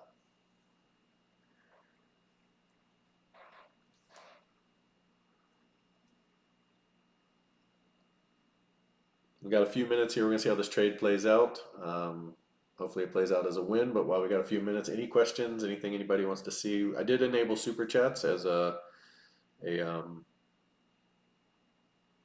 option now. If you want to see a chart, a certain stock that you want to see or want my opinion on, you can send a super chat and we'll go over that. That is an option. But overall, any questions anybody has, I'm happy to answer them.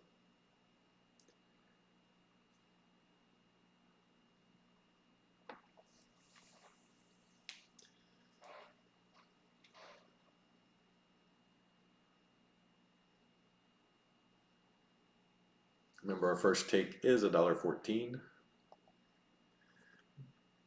Getting pretty close to that now. And there it is. Boom. Close half for $1.14. That's a winner. Gonna set our stops to 90.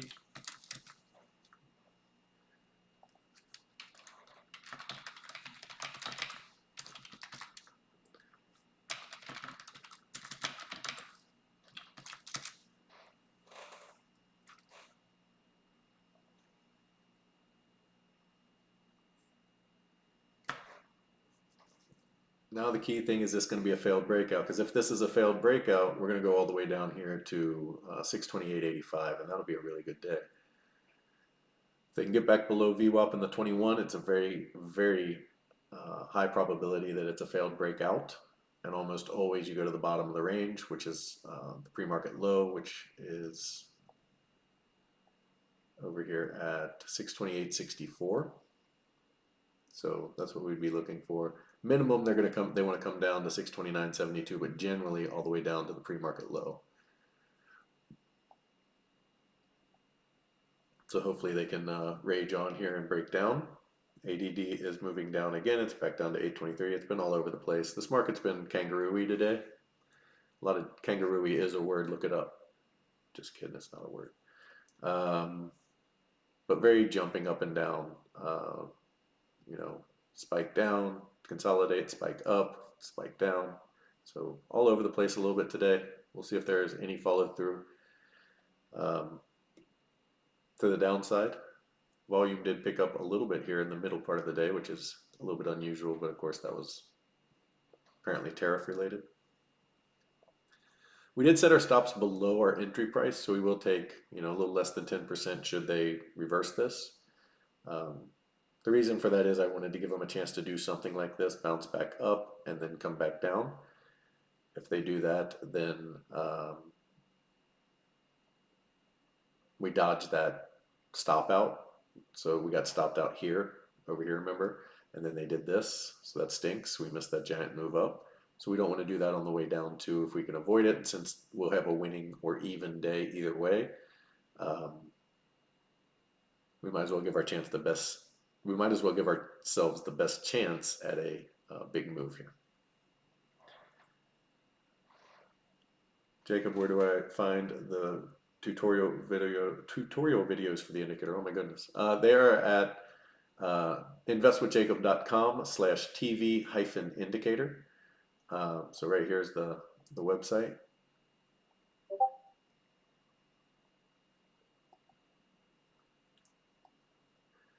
You have to have the indicator to have access to those videos, but that is where you find them.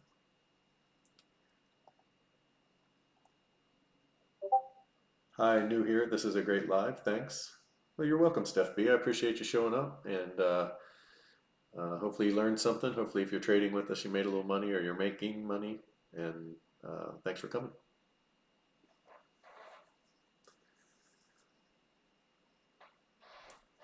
pretty informal, mostly just me pontificating about the market for the day, going over lessons, teaching, and then trading the indicator, obviously, when those come up. So try to keep it pretty chill. We're not snake oil salesmen. We're not trying to sell you some goofy bullshit. We're trying to teach you how to beat the market consistently, and that's what me and PT are all about. So glad you're enjoying it.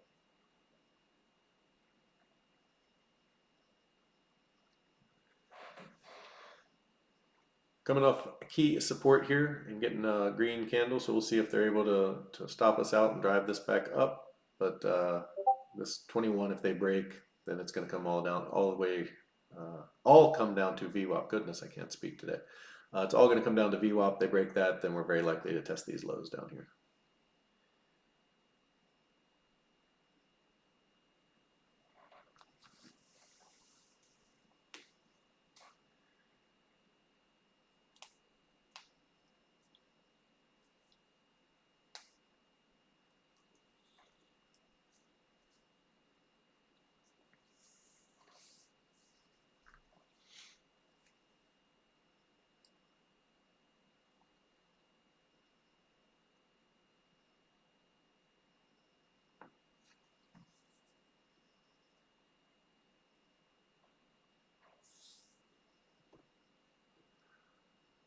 They're trying to push up and get us here. Hopefully they don't.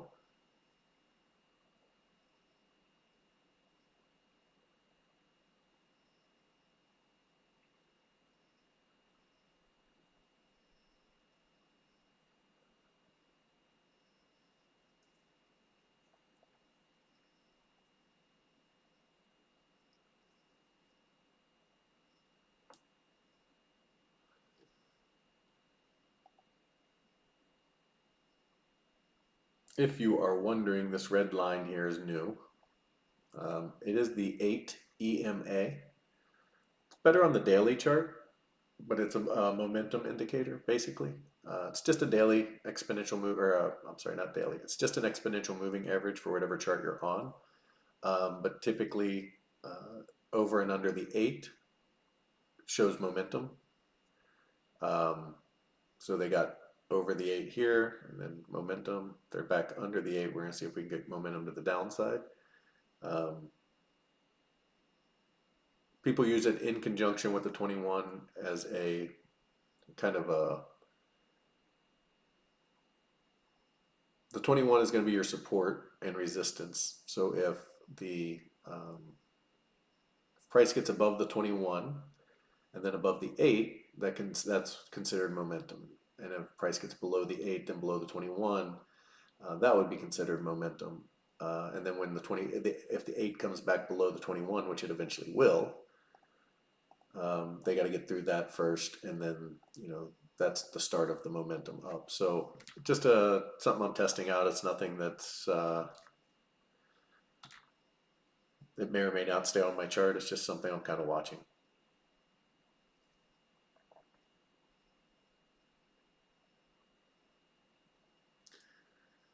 Subscribe to look forward to your future lives. Hit the like button too, laugh out loud. Thank you, Steph B. I appreciate that. We do this every Wednesday. I also put out videos 3 to 4 times a week. Just depends on what's going on. My life has been kind of busy lately. We've had some death in the family and some moving, and my dad's sick. So it's been like 3 videos a week lately. But typically it's 4, and then a live as well. So for 5. And I also have a podcast that I'm going to do an episode of here shortly called The Subconscious Trader. It's all about mindset trading and how emotion destroys your accounts. So you can check that out too. I appreciate it.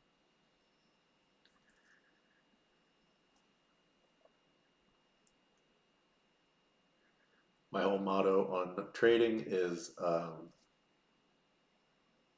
try to actually really teach people how to be great traders. I don't know if that's a motto, more just a statement, but so many people out there are just, here's your trade, good luck, F you, or have no idea what they're doing, more importantly, or don't teach anything. They just kind of say, here's a trade, or they charge you $1 million, and then it's just a terrible service. So I look out for my traders. That's my whole goal, is for every single one of them to make money. I get upset when we don't. And I teach actual trading, not get rich quick, not schemes, not bullshit. It's all legitimate trading styles that have very, very disciplined risk reward and help people build their bankrolls instead of destroy them.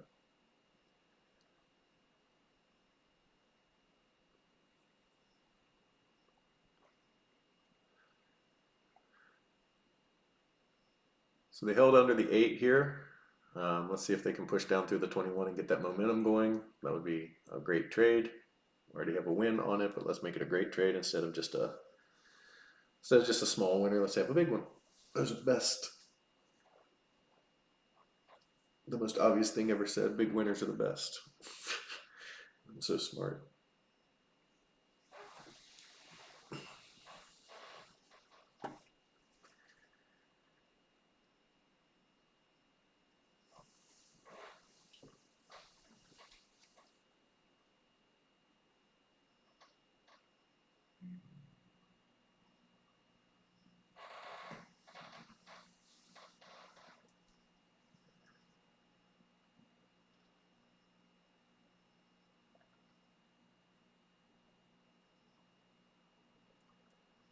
We need this bar right here, but in red.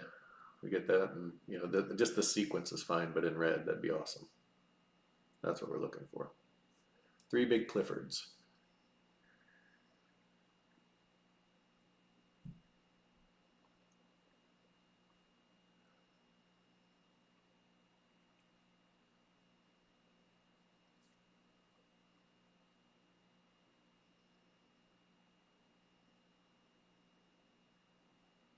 I can tell you're a person of integrity and a great teacher. Well, that I really do appreciate. That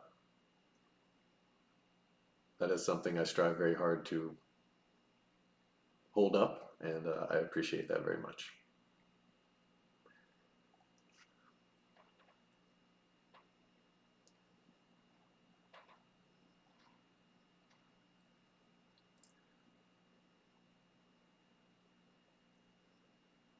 Come on, let's go. Let's speed up a little.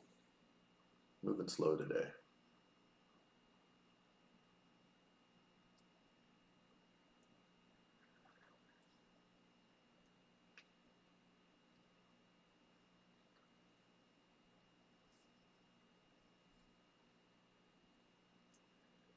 Let's switch to the daily real quick. I want to see what the volume looks like. We're about halfway through the day. Yeah, it's pretty weak. Well, I hate the candle though. If they can turn this candle red and get some volume coming in, that'd be great. But this is very low volume. We would like to see this volume climb very much. So we need some big volume hitters to come in and push this down on a reversal candle on big volume. That would be a good sign for the bears anyway. If you're a bear, I guess at this point it doesn't matter. Our swing closed out, so. But if you're looking for the market to come down, that's what you'd be looking for, is this volume to increase quite a bit. We're about halfway through the day, so you're looking at a volume candle, somewhere in this range here, which is okay volume. It's not like it's bad volume, but you're going to want it to be up here somewhere, up in the higher volume bar area.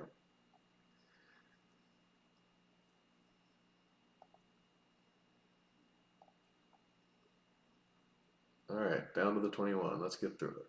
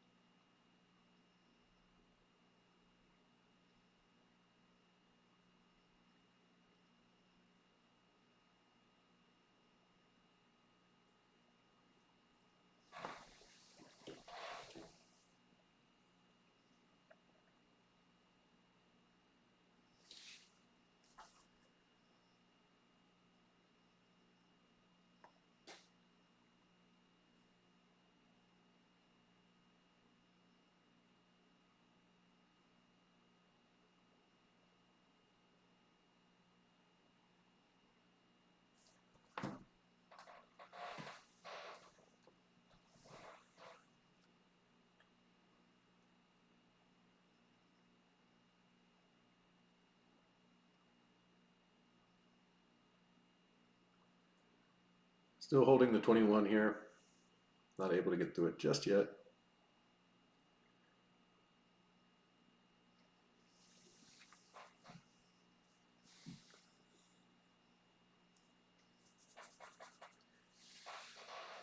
Down is counter trend to the day. They've made new highs overnight. They made new highs on the daily chart, on the real-time hours chart. So we are counter trend. So a breakdown here would be considered a reversal. But because we are in an uptrend and we've made new highs, the breakdown here is also harder to get. So hopefully we get it. Hopefully the market's able to melt down, but it's a tough spot for them to do that, given the strength of the RTY, given the strength of the ADD, even though it's falling still. It's down to 800 again after going back up to 950. The strength of the overall market, the Dow Jones transports are green, the banks are green, RTY is green, ES is green. The only thing red is NASDAQ, so it makes it much more difficult for the market to melt down on days like this. Hopefully we get that since we're short here, but tall task for the bears.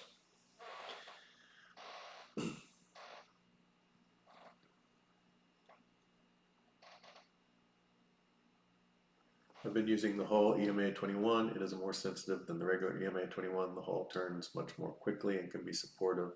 Maybe you can check it out. Yeah, I haven't heard of that, so I can always look at, I'm always open to new ideas to see what they look like.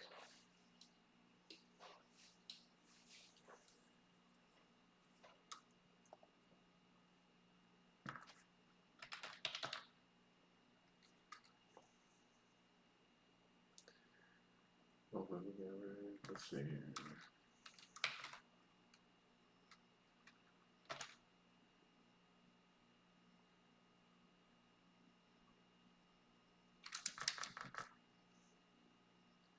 Is yours an EMA or an MA? Because my 21 is an EMA, and that the moving average will be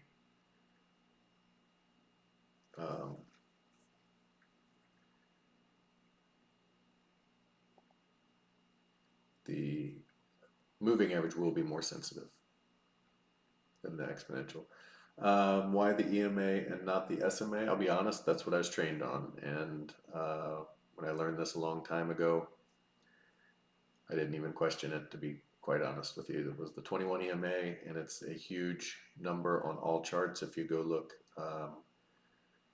at the daily chart, that's where it's really, in the weekly are both big deals. Let me turn off everything except that. You can see it clearly.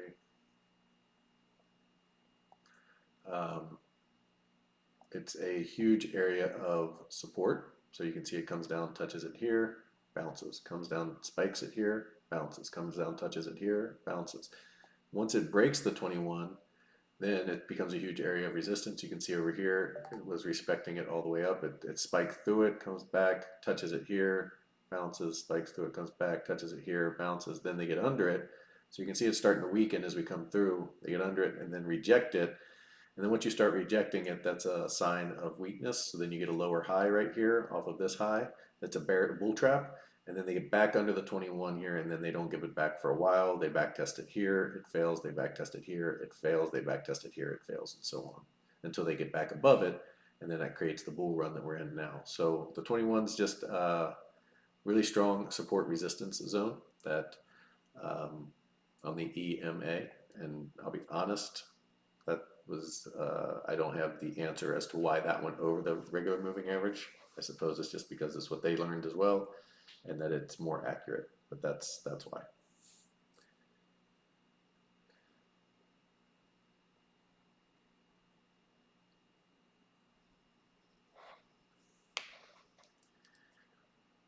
I'm not going to make up anything if I don't know the answer. I don't know the answer to that one. It's just the way I was taught. That's the answer.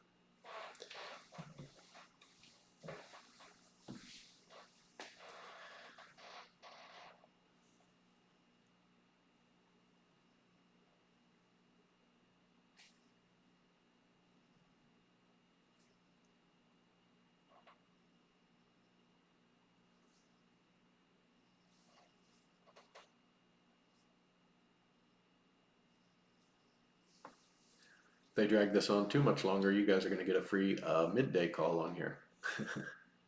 We don't have a whole lot of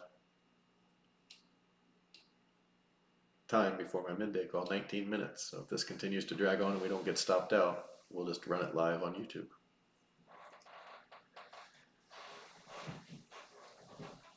If you don't know, if you're new here, you get part of the service that you get when you sign up is every day at 1 Eastern, 10 Pacific. I do a midday call that lasts anywhere between 30 and 60 minutes. I go through all the stocks, all the counts, where we're at, what we're looking for, any questions you guys have, any stock questions you guys have, I go through, and we answer them all on that call. That's every day. Mondays I do a morning call, and then Monday through Thursday I do a closing call, and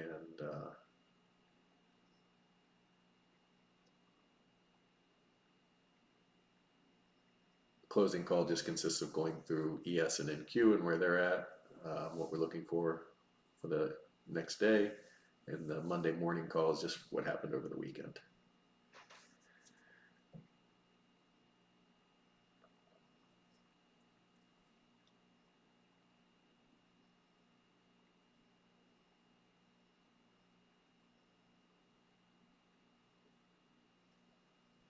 They're trying to stop us out. Let's see.